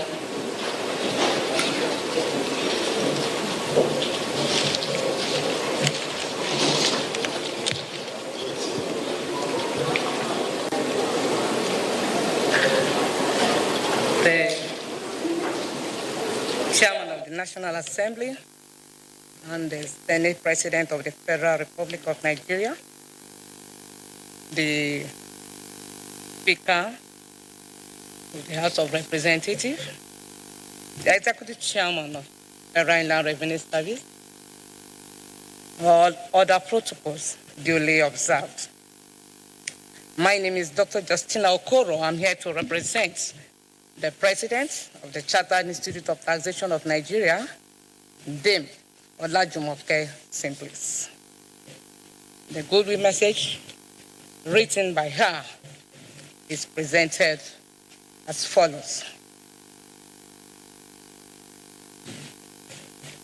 I'm pleased to be here at this auspicious occasion of this interministerial committee inauguration on the audit and recovery of back year's stamp duty and the launch of the FIRS adhesive stamp. I must commend the leadership of the FIRS, ably led by an active tax professional, Mr. Muhammad Nami, for his well-thought-out initiatives. Indeed, there is no better time to initiate this type of good measure other than this challenging time.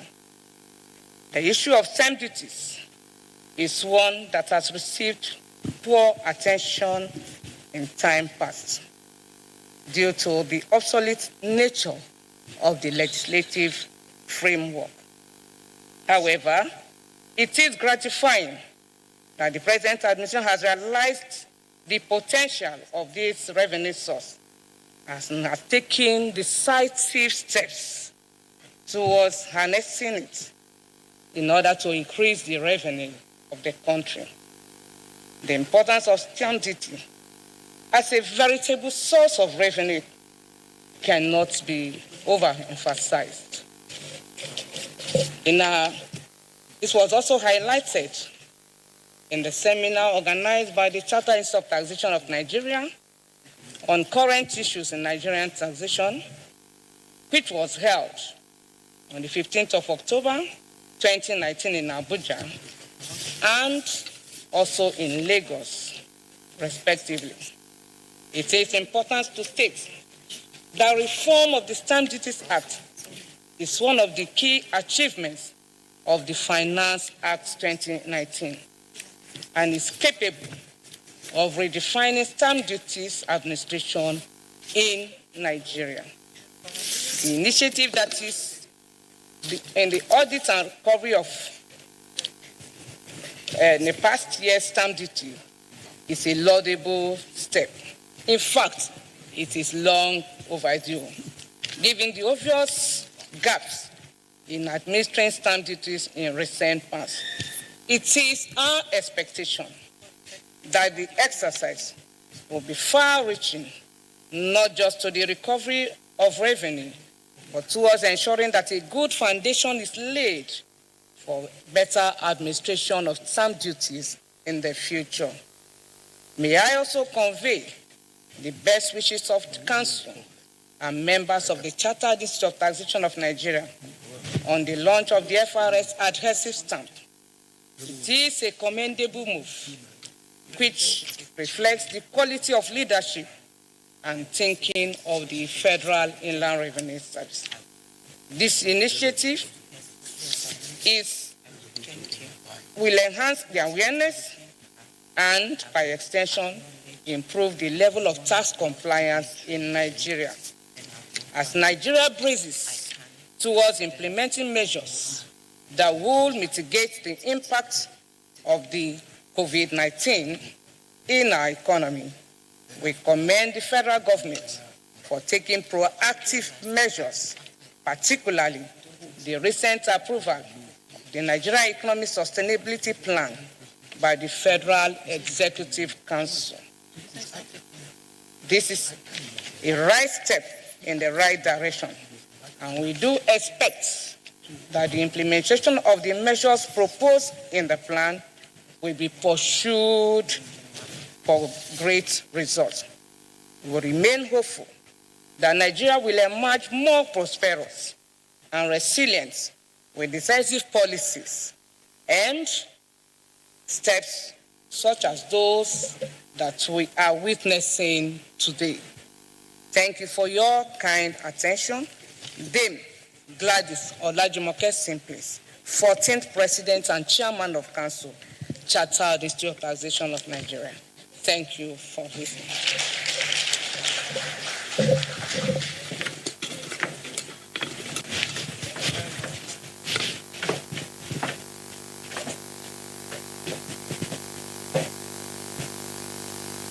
Thank you very much, Dr. Justina Okoro. We have received the messages of the CITN president, especially because she is originally one of our own. She was a staff of FRS. We are always very proud of her. Okay? On this note, I would like to invite for another goodwill message. I've been instructed to say we should please make it short. We have 3 minutes, please. I would like to invite the ICANN president, Dame Onome Joy Adewuyi, but ably represented by Queensley Seg Osime.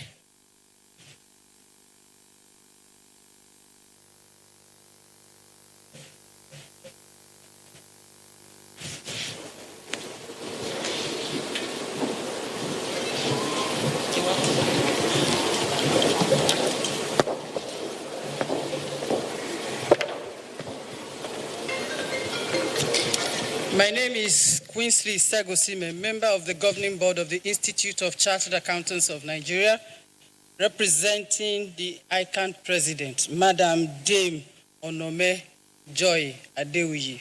Good afternoon, sirs. Permit me to stand on the already established protocol. The ICANN president sends her warm regards to this very distinguished gathering. She's not able to be here today because of the interstate lockdown. So she has asked me to represent her. I will read her speech at this occasion. I'm delighted to be part of this timely intervention in the country's fiscal value chain by the Federal Inland Revenue Service. On behalf of the governing Council and the entire membership of the Institute of Chartered Accountants of Nigeria, I commend the Federal Inland Revenue Service for adding another feat to its numerous achievements. The reality of our time requires innovative approaches to revenue generation by all arms of government. As the agency of government saddled with the responsibility to deliver quality services to taxpayers in partnership with all stakeholders and make taxation the pivot of national development, the Federal Inland Revenue Service is undoubtedly pursuing its statutory mandate.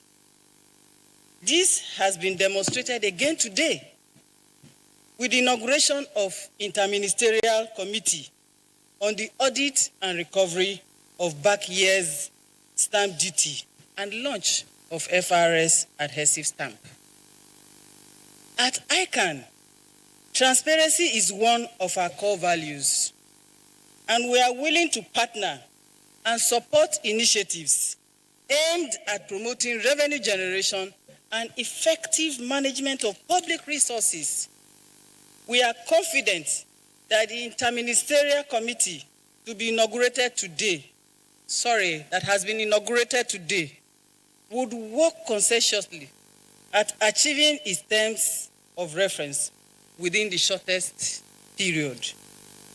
The current pandemic no longer affords Nigeria the luxury of time in our bid to show up revenue for government in order to meet its financial obligations. The Stamp Duty Act holds huge potential at improving revenue generation in the country. The launch of FRS duty stamp is therefore an innovative response to emerging global developments. The inclusion by FRS of electronic documents as instruments liable to stamp duties is equally a welcome response to challenging business models. As most businesses are consummated virtually nowadays, there is the need to capture these transactions in the country's tax net. The launch of FRS adhesive stamp for both physical and electronic dutiable documents and receipts is not just timely, but commendable. As I conclude, I want to state again that the Institute of Chartered Accountants is committed to the joint task force of nation building. We will continue to partner with FRS in fostering a strong tax base for the country. I congratulate the Executive Chairman, FRS, Alhaji Mohammed Niami, and his team on this historic event, and wish the service more successes in its future endeavors. Thank you, and God bless the Federal Republic of Nigeria. Dame Onome Adewuyi, President of the Institute of Chartered Accountants of Nigeria. Thank you very much, sirs and ma'ams.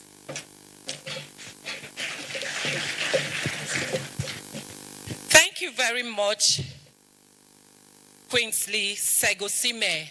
I must not forget to add MNI. I'm standing here proudly to say she is also one of ours. She's also one of our FRS staff. Thank you very much for that goodwill message. The next goodwill message will be presented by the President of ANAN, Professor Muhammad Mainoma, ably represented by the Registrar and CEO, Dr. Nuruddin Abdullahi.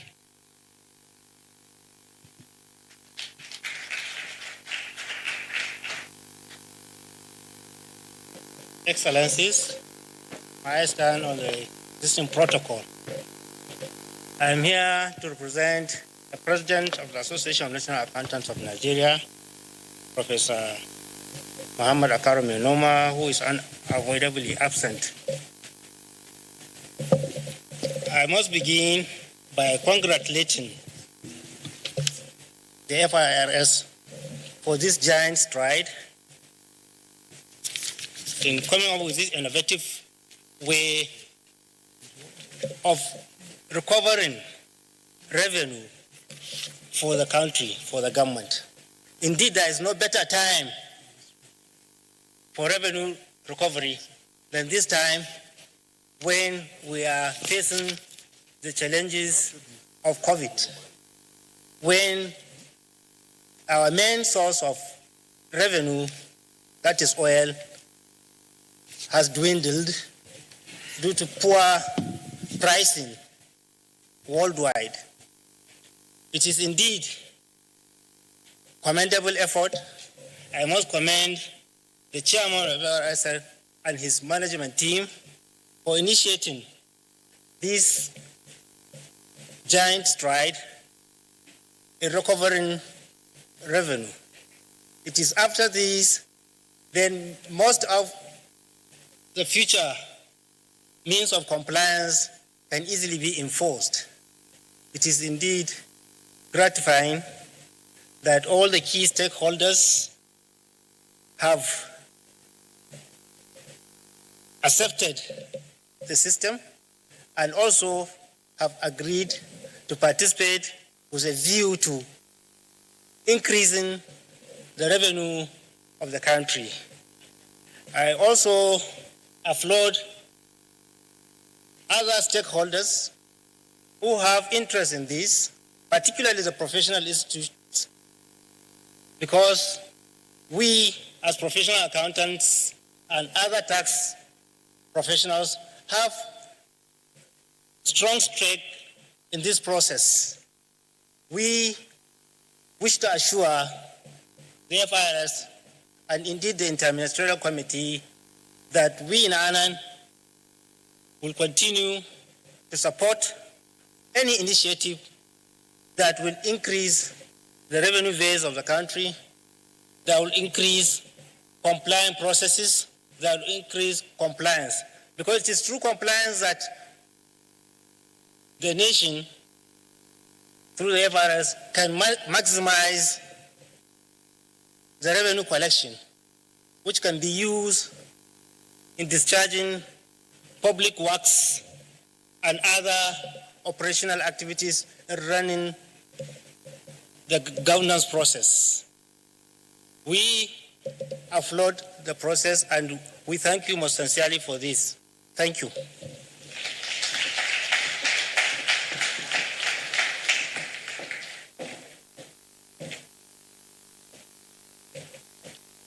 very much, Dr. Nuruddin Abdullahi, for your goodwill message. Our fourth goodwill message for the day is by the Chairman, Revenue Mobilization, Allocation and Fiscal Commission, Engineer Elias Mbam.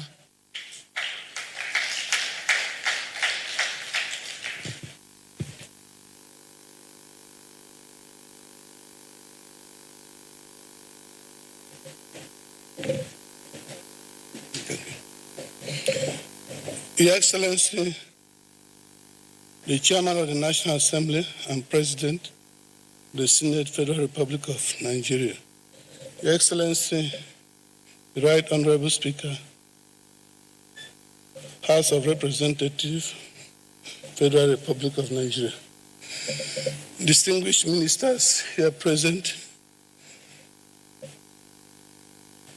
ladies and gentlemen, I bring you goodwill messages from the Revenue Mobilization, Allocation and Fiscal Commission, and I want to congratulate the Honorable Attorney General and Minister of Justice and the Federal Inland Revenue Service for this initiative. The stamp duty has been a recurrent decimal in our program. I remember we had series of meetings with FRS, with NIPOST, and with other relevant agencies with respect to this stamp duty.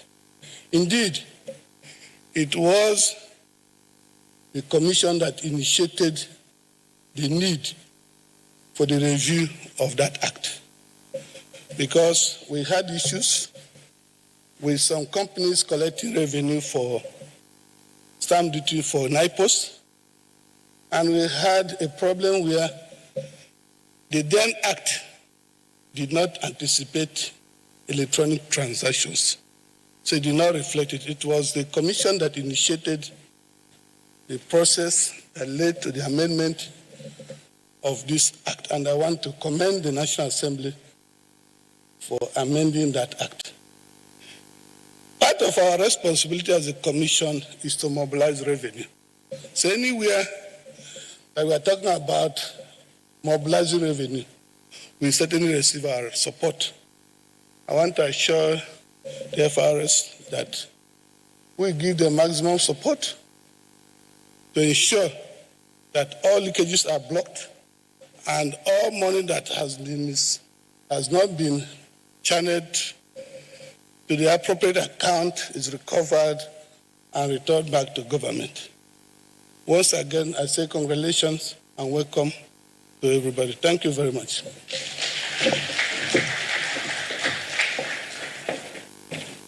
Thank you very much, sir. Revenue mobilization has continued to be one of our key stakeholders in mobilizing revenue. We thank you for the goodwill message. Okay, we're taking one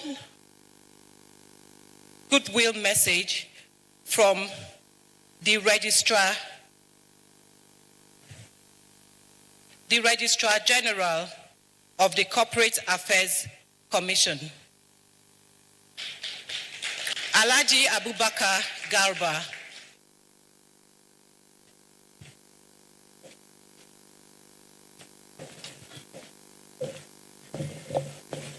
Your Excellency, the Chairman of the National Assembly,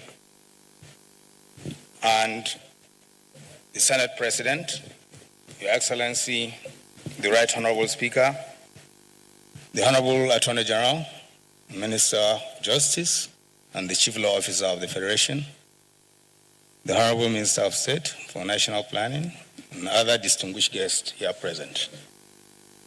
CAC is one of the major stakeholders as far as stamp duty collection is concerned.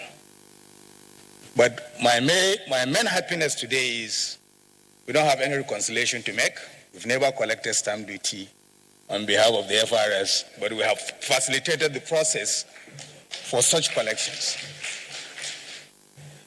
We started using a manual system where FRS was operating from its own offices customers have to go to FIRS to get the documents stamped before they present them to CAC. That became a big problem. So we got to a point where CAC had to provide accommodation for the stamp duty commissioners in all its offices. And I believe up to today, we have FIRS in most of our locations, even though the process has become electronic.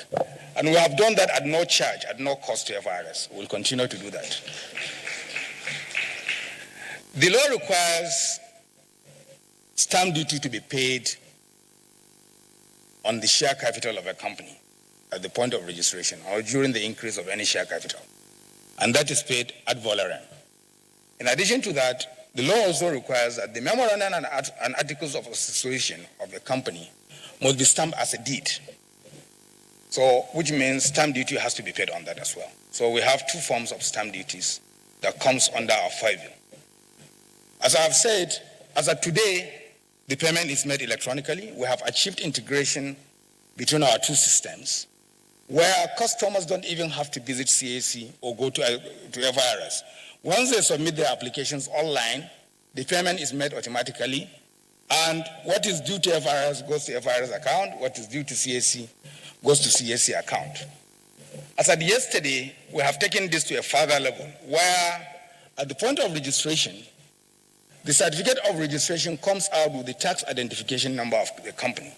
So that has dispensed with the need for customers to apply to FIRS for the issuance of TIN after incorporation. These are all part of the ease of doing business initiatives of the government. So as we have, these are all initiatives aimed at improving the business climate and making life easier for our people. The initiative to do an audit of what has been collected in the past is long overdue. One thing we have forgotten as Nigerians is everybody should be accountable for his actions. Where anybody has collected any revenue on behalf of the government in the past, he has to account for that. And if he fails to do that, the law should take its course. So we'll continue to collaborate and support each other in the discharge of our various mandates. Thank you very much.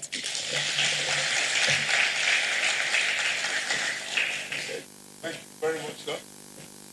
Thank you. Thank you very much, sir. Once again, on behalf of the Executive Chairman, Federal Inland Revenue Service, and the Board of the Federal Inland Revenue Service, we thank all our stakeholders for their good messages. And I like what the CAC, Mr. General, said. All agencies who are owing the tax money should give an account for it. Shall we put our hands together for that? I will have more of it happening. Thank you so much, sir, for reiterating that. Before we go to the next item on the program, we would like to acknowledge and recognize the representative of the chairman of the House Committee of Finance, the Honorable Saidu Mohammed Abdullahi. Welcome, sir. Welcome, sir. Thank you so much. We will, at this point, as indicated in the program, receive a presentation from the Chief Tax Officer of Nigeria. He is also the chairman of the Joint Tax Board. He is also the chairman of the African Tax Business Forum. And he'll be coming up to make a presentation on stamp duty administration in Nigeria. After his presentation, we will do the other very important aspect of this event, which we're reserving for our very special guest. So it's with respect that I would like to invite to the podium, sir, the chairman of the Federal Service, Chairman Joint Tax Board, Chairman ATAF, to come up, Mr. Mohammed Nami, for his presentation. Thank you, sir. A round of applause for him.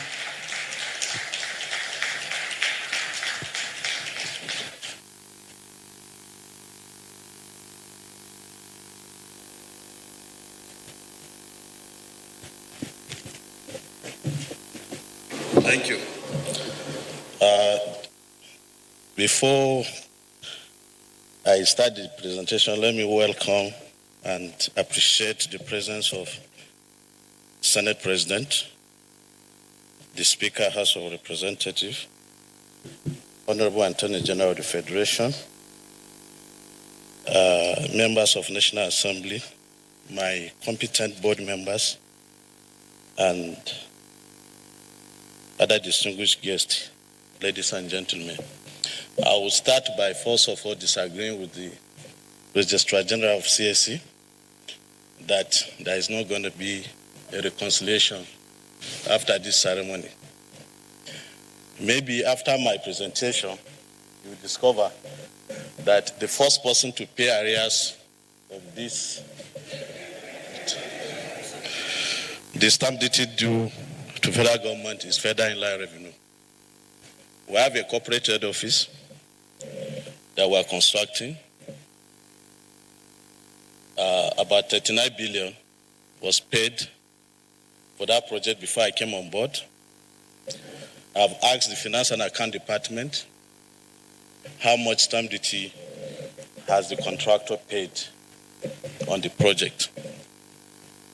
So what I'm saying here is that the charity of this business is going to begin from Federal Inland Revenue. By tomorrow, about 39 million that is due or payable as stamp duty to stamp duty account. The finance director is uncomfortable.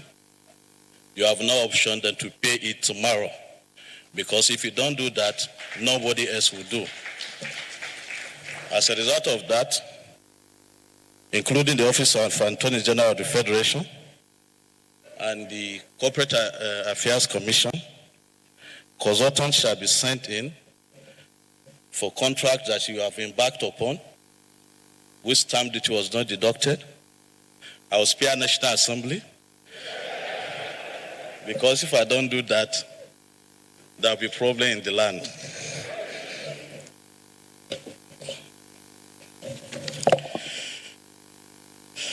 I think I will just go straight to the background, which is about the fourth page, which has been highlighted by Attorney General, that the stamp duty is not a thing of now. Stamp duty does not belong to Federal Inland Revenue. Stamp duty is not the issue of Nigeria Postal Service. Stamp duty is an issue of Federation account, and that has been the issue since Ordinance 41 of 1939. Outside that, there were subsequent amendments in 1942, some other amendments in 1947, there are amendments in 1957. Then comes the consolidation, which is now popularly referred to as Stamp Duties Act Cap 6S8 LFN 2004 as amended.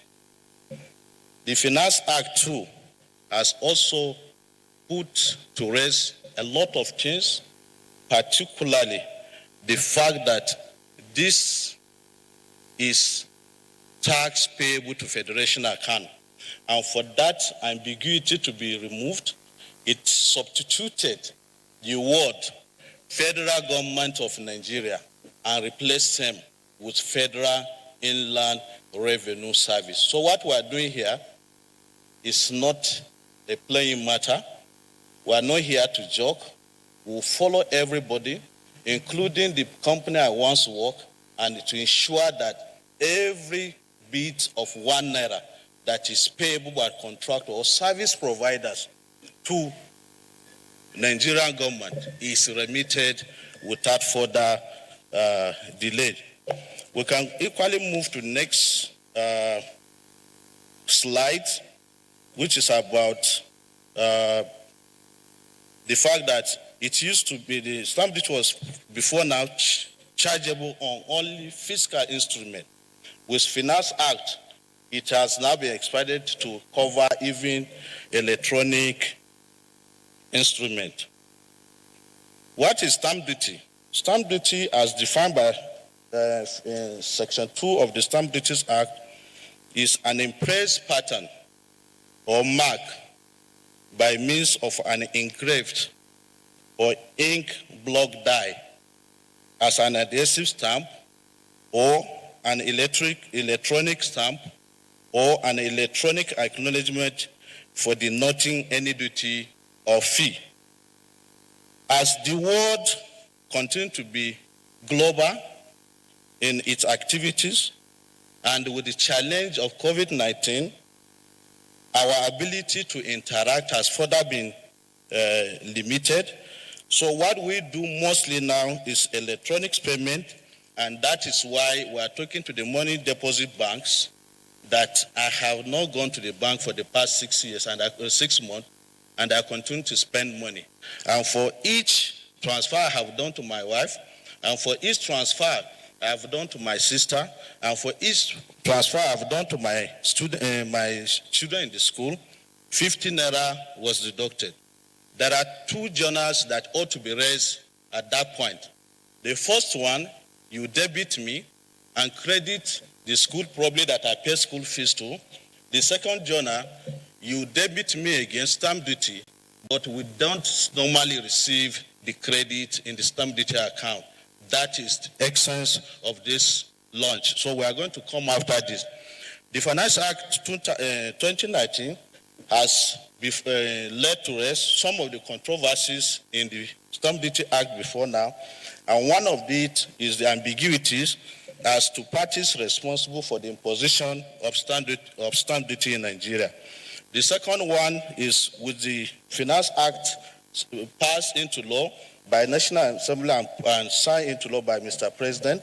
FRA is the sole competent tax authority to assess, collect, and account for stamp duty in Nigeria going forward.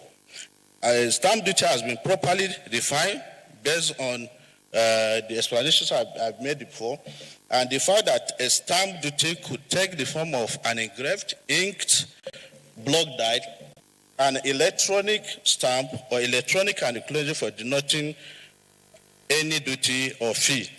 The Schedule to Stamp Duties Act contains a list of chargeable and exempted items. If you move to the next slide, you will find out that the chargeable transactions were classified by the Act into two: fixed duty instrument and ad valorem instrument.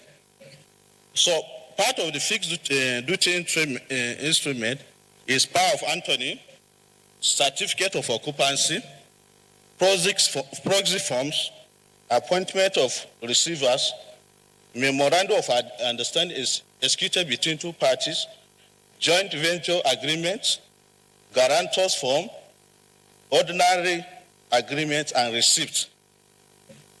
On the other hand, you have deed of assignment, sales agreement, legal mortgage or debentures, tenancy or lease agreement, insurance policies, contract agreement, vending agreement, promissory note, charity party, and contract note, etc.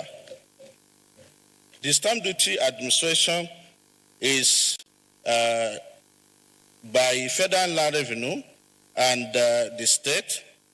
Their functions are to assess, collect, and account for taxes, the stamp duty collected by them, by the stamp duty commissioners that we appoint per state, and the Internal Revenue Service of the state. Relevant taxing authority, like I've explained, the relevant tax authority in line with Section 41, as far as for the federal government is Federal Inland Revenue, and Section 4, subsection 2, gives stamp duty administration in the state to Internal Revenue Services of that particular state. Previously, please note that the FRS collected stamp duties on instruments executed by an individual resident in Federal Capital Territory, but this has stopped as a result of the creation of Internal Revenue Service for FCT. Another key thing we want to draw the attention of this gathering to is the total stamp duty collection in the year 2019, which stood at 18 billion. Total collection by FRS from January to June, that is as at yesterday, is as follows. We have collected and remitted for money deposit bank in this year alone, 20 billion naira. Stamp duties revenue from stamping of instrument at CSC, like the Registrar General has said, we have realized about 7.9 billion. Amount hitherto warehouse of CBN now remitted to Federation account as at the point I was appointed stood at 39 billion. So total stamp duty remitted into Federation account from January 2020 to May, or precisely to say to June, as at yesterday, stood at 666 billion. This was made possible because of three key reasons.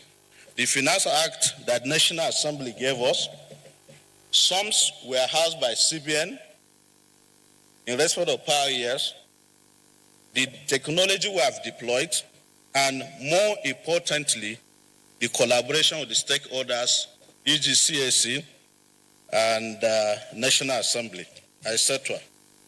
The collection performance of stamp duty hitherto witness is a tip of the iceberg compared to its potentials. The amendment and effective implementation of the Stamp Duty Act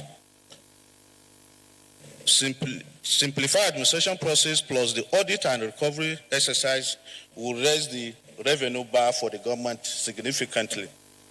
The dependence of postage stamp for denoting stamp duty is one of the factors accounting for low collection of performance in the past.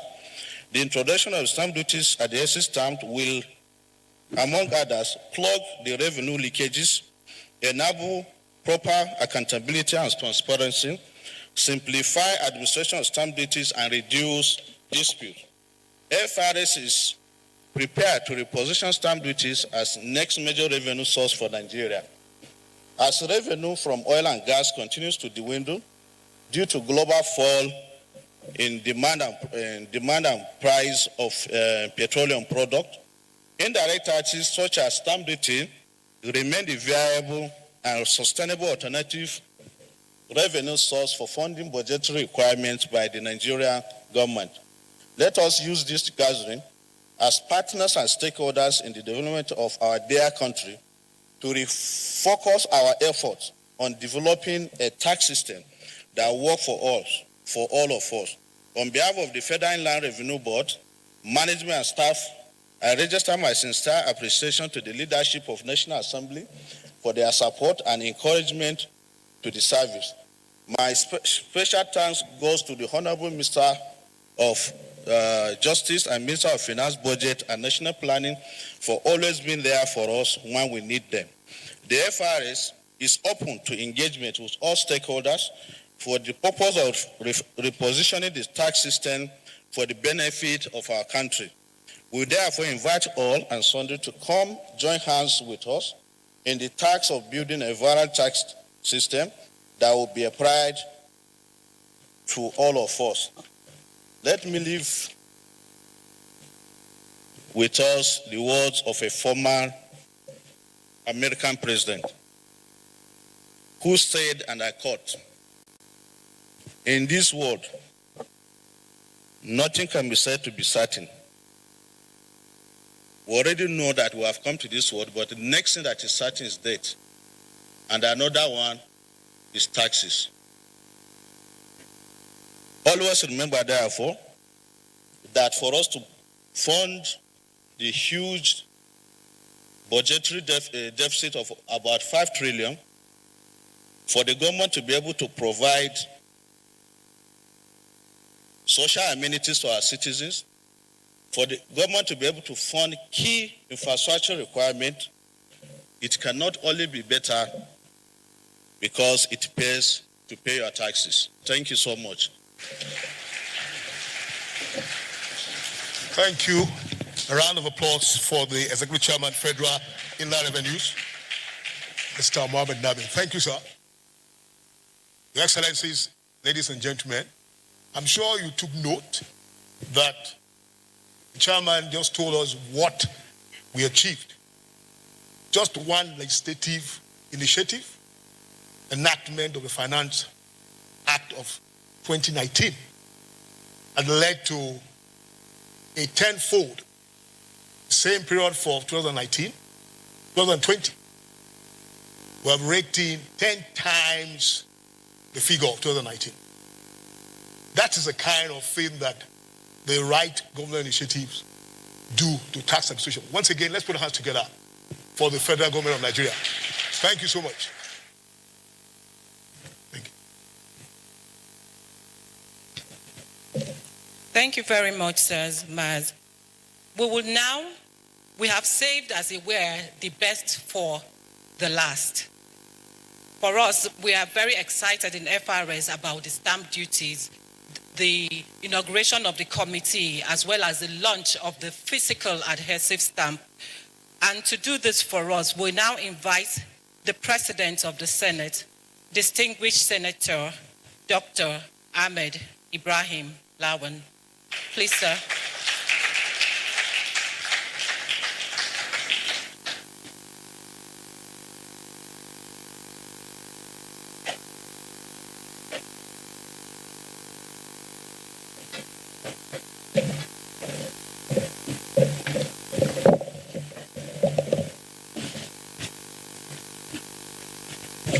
Before I start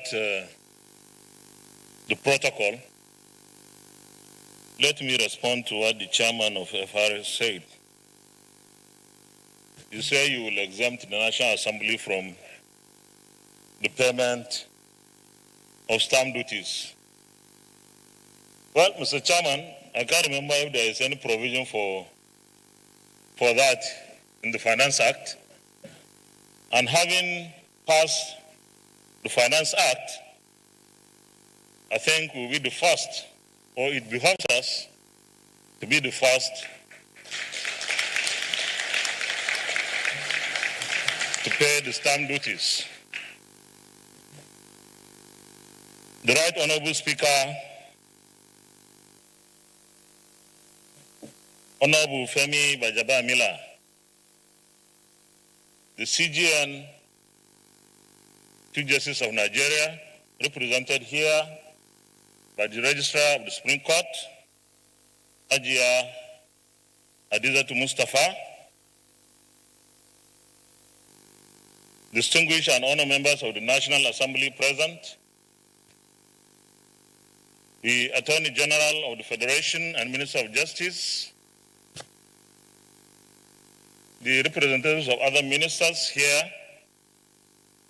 head of government agencies present, the chairman of the Federal Revenue Service,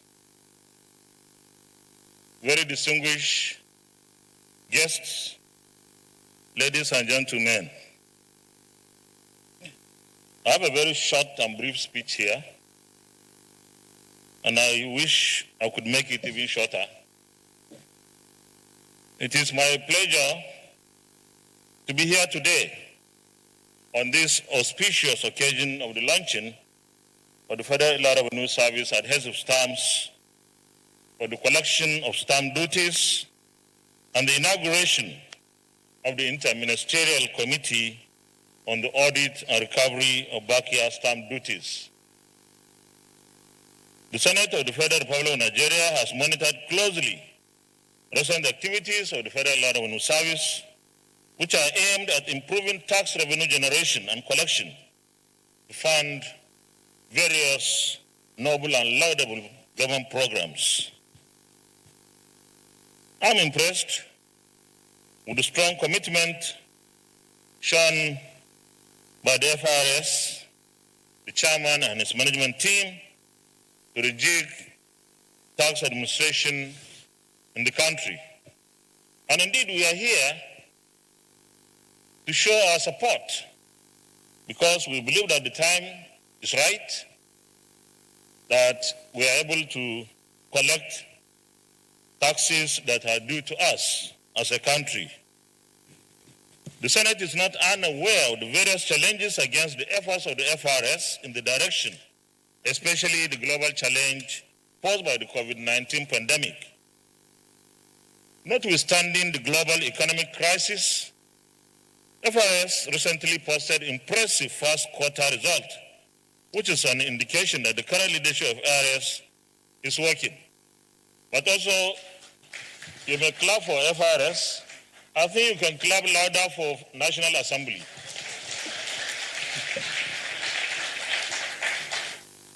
Indeed, this is an indication that agencies of government, if given the necessary all-round support and collaboration, would be able to deliver excellent results. The Senate of the Federal Republic of Nigeria and indeed the National Assembly will continue to acknowledge, encourage, and support the initiatives and efforts of revenue-generating agencies of government to improve their revenue collections, especially in these very trying times. We'll continue to provide the necessary legislative backings and oversight functions that will help maximize the revenue of government and ensure that government is better positioned to deliver on its mandate. I therefore encourage all agencies of government to rise up to the challenge of revenue shortfall being faced by the government in the 2020 budget, put on their thinking caps to deliver outstanding revenue performance that will help finance government activities. And of course, in the National Assembly, we are ever prepared to give our intervention in whatever way we can to support government agencies to do far better than they are doing presently. So it is at no cost to you, the National Assembly, and indeed, particularly this 9th National Assembly, is available to help you and support you and partner with you. Let me seize this opportunity to assure the Executive Chairman of the Senate's continuous support and collaboration with the FRS in its effort to generate adequate revenue for national development. The Senate is ready to support with relevant legislation that will enhance voluntary compliance, reposition the tax system, and modernize tax administration. I want at this point to also add that we should rather expand the tax net. Let's not burden our businesses or our citizens. There are so many businesses that are not captured. There are so many people who are supposed to pay taxes today who are not in the net.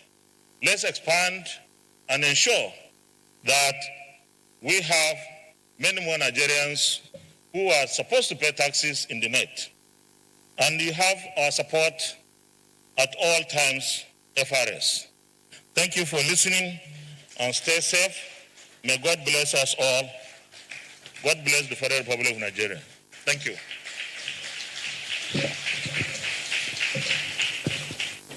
Thank you very much, sir. Another round of applause for the President of the Senate, Dr. Ahmed Lawal. Thank you so much once again for your support for the work of the taxman in Nigeria. It is now our honor and privilege, sir, to invite you on behalf of the Executive Chairman, Federal Revenue Service and the Board of FRS to unveil the FRS, brand new FRS at SC stamp, to be used for denoting the payment of stamp duties. We invite you and all our dignitaries to come to join the Senate President for this unveiling. Sir, please, this is the box. I'm sure that we guide. Thank you. Yes. Please, we'll have all our dignitaries join. And please, there will be fireworks. Not to mind, there's no problems. So it's on the other side, sir. The side. Yes, that's where the ribbon is, sir. Yes, sir. Yes. Yes, sir.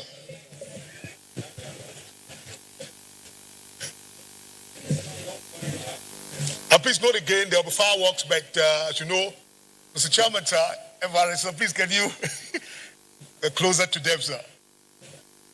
Please, others, okay, photographer, you have all you you need.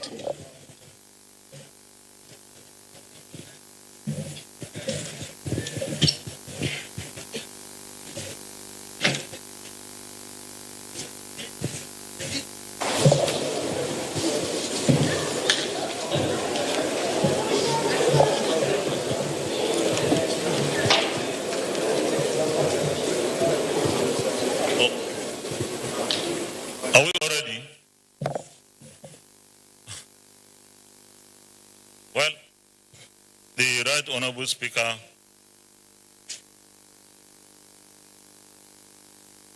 very distinguished gentlemen and ladies, it is my privilege and honor to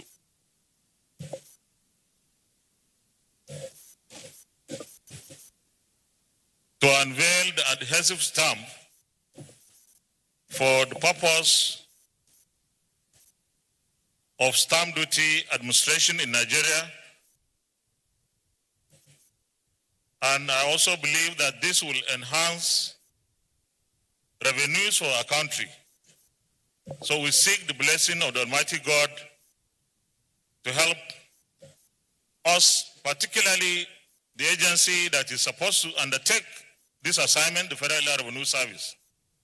I do so to the glory of the Almighty God.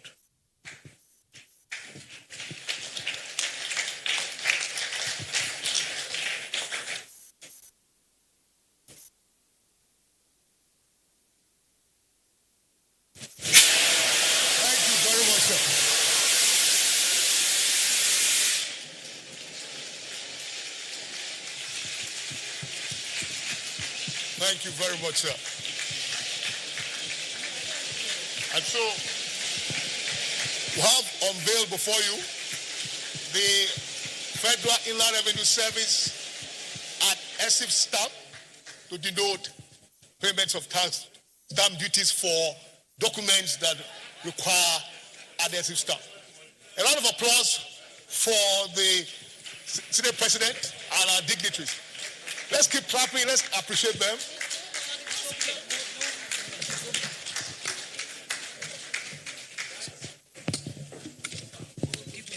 Give me the last.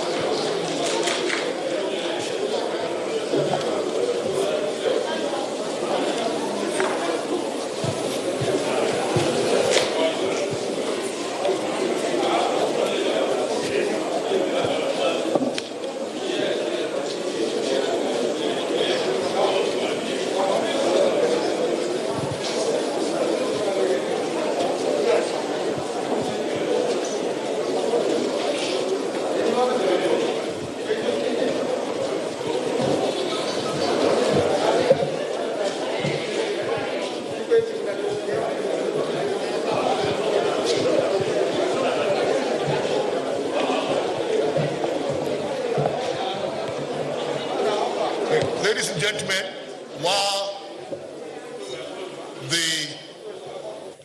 some of our dignitaries will take their leave, we will return to do some of the closing remarks and photographs. Please, the rest of us will return to take the closing remarks, photograph. And please,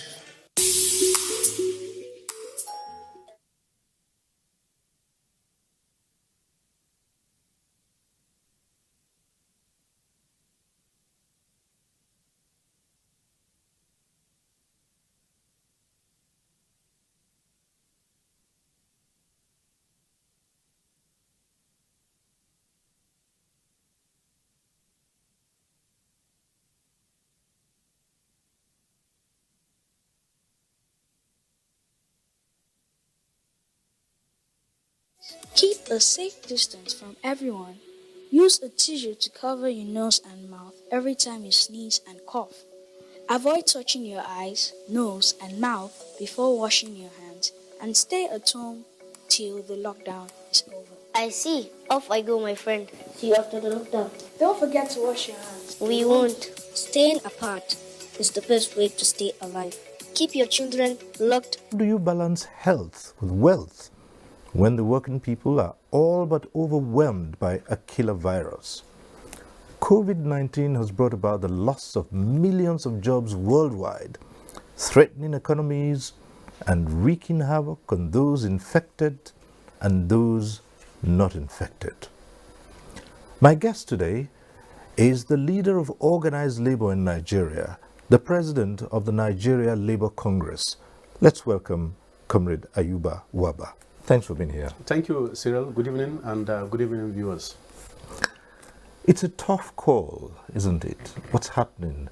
The pandemic, it's tough on not just lives, but on livelihoods. Let's start on that premise. We've seen lockdowns, we've seen restrictions, we've seen employers shutting down, we've seen threats to jobs.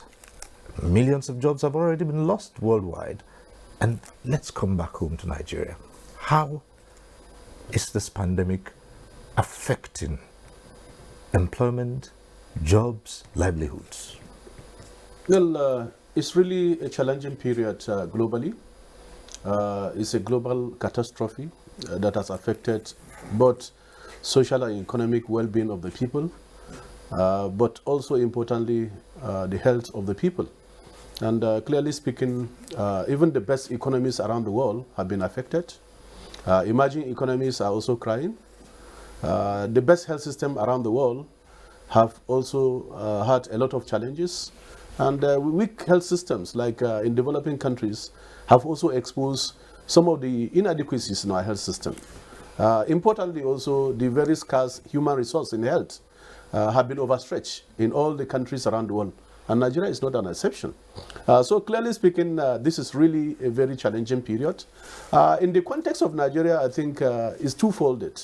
One is the health challenge, which I think for now all of us are aware that many have been infected. We are trying to possibly work around over 2,500. We are approaching possibly 3,000.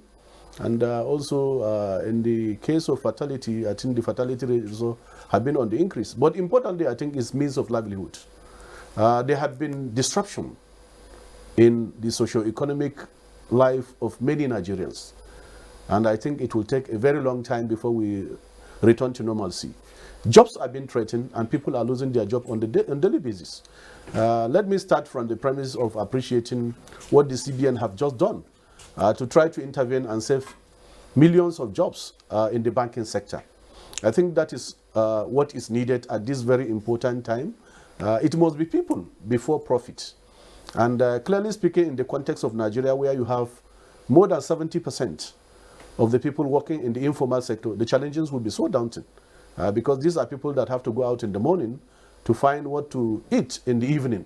You have also the class of people are referred to as the urban poor. Those are able youths that have left the villages to come to the city centers to find something to do.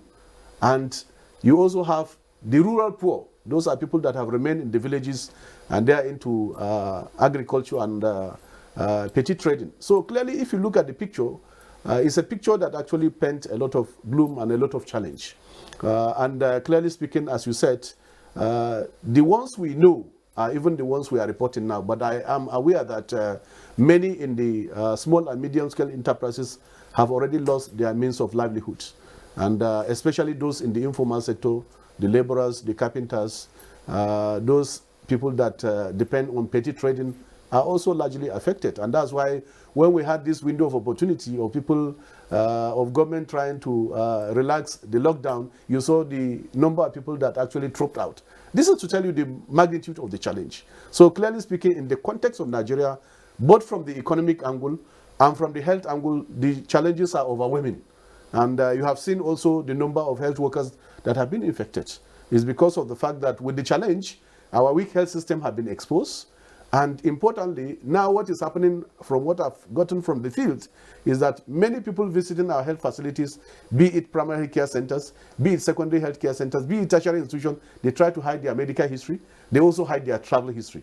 And therefore, workers, those frontline workers are also left to try to now guess. And that amount to the high number of cases. Not only health workers in the isolation and treatment centers, no.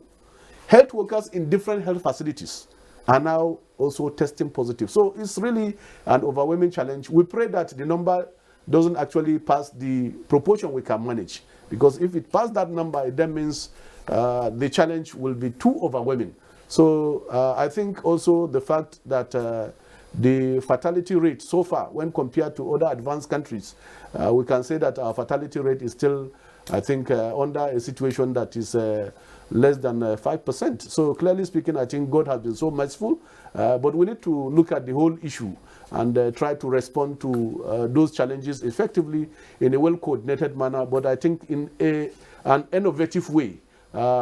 This is what is required at this time, but not actually to now try to shift blame or try to also look at workers as being the challenge. Workers have never been a challenge anywhere in the world. In fact, workers have been part of the process of development. We create the wealth. And if we create the wealth of any society, we shouldn't be look up at this challenging period as a burden. Workers can never be burdened. And I think that's the problem of organized labor, and particularly NLC have had with some employers. Instead of coming to the table to look at how we can discuss, because the laws are very explicit, we can discuss such issues through a collective bargaining process. And in 4 of the thematic areas that ILO have come up with for responses, country responses, one of the key areas is social dialogue. Social dialogue to address any challenge. Yes, because clearly with the challenge in the economy, there will be threat to jobs. Right. But we must do it in an innovative way so that the issues don't get compounded and then we go into prolonged recession, God forbid, and it's compound our issue. So this is where we are, Cyril. Now, two issues come readily to mind, and that's even before we go into the specifics. As you have also observed, jobs have been lost daily. Even in well-managed economies, we've seen layoffs.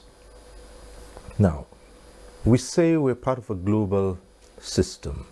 And so some employers are beginning to say, look, if the best run agencies, the best run organizations have been brought to their knees and they're forced to take drastic measures in terms of job losses, job cuts, or reduction of emoluments, why is the case different in Nigeria?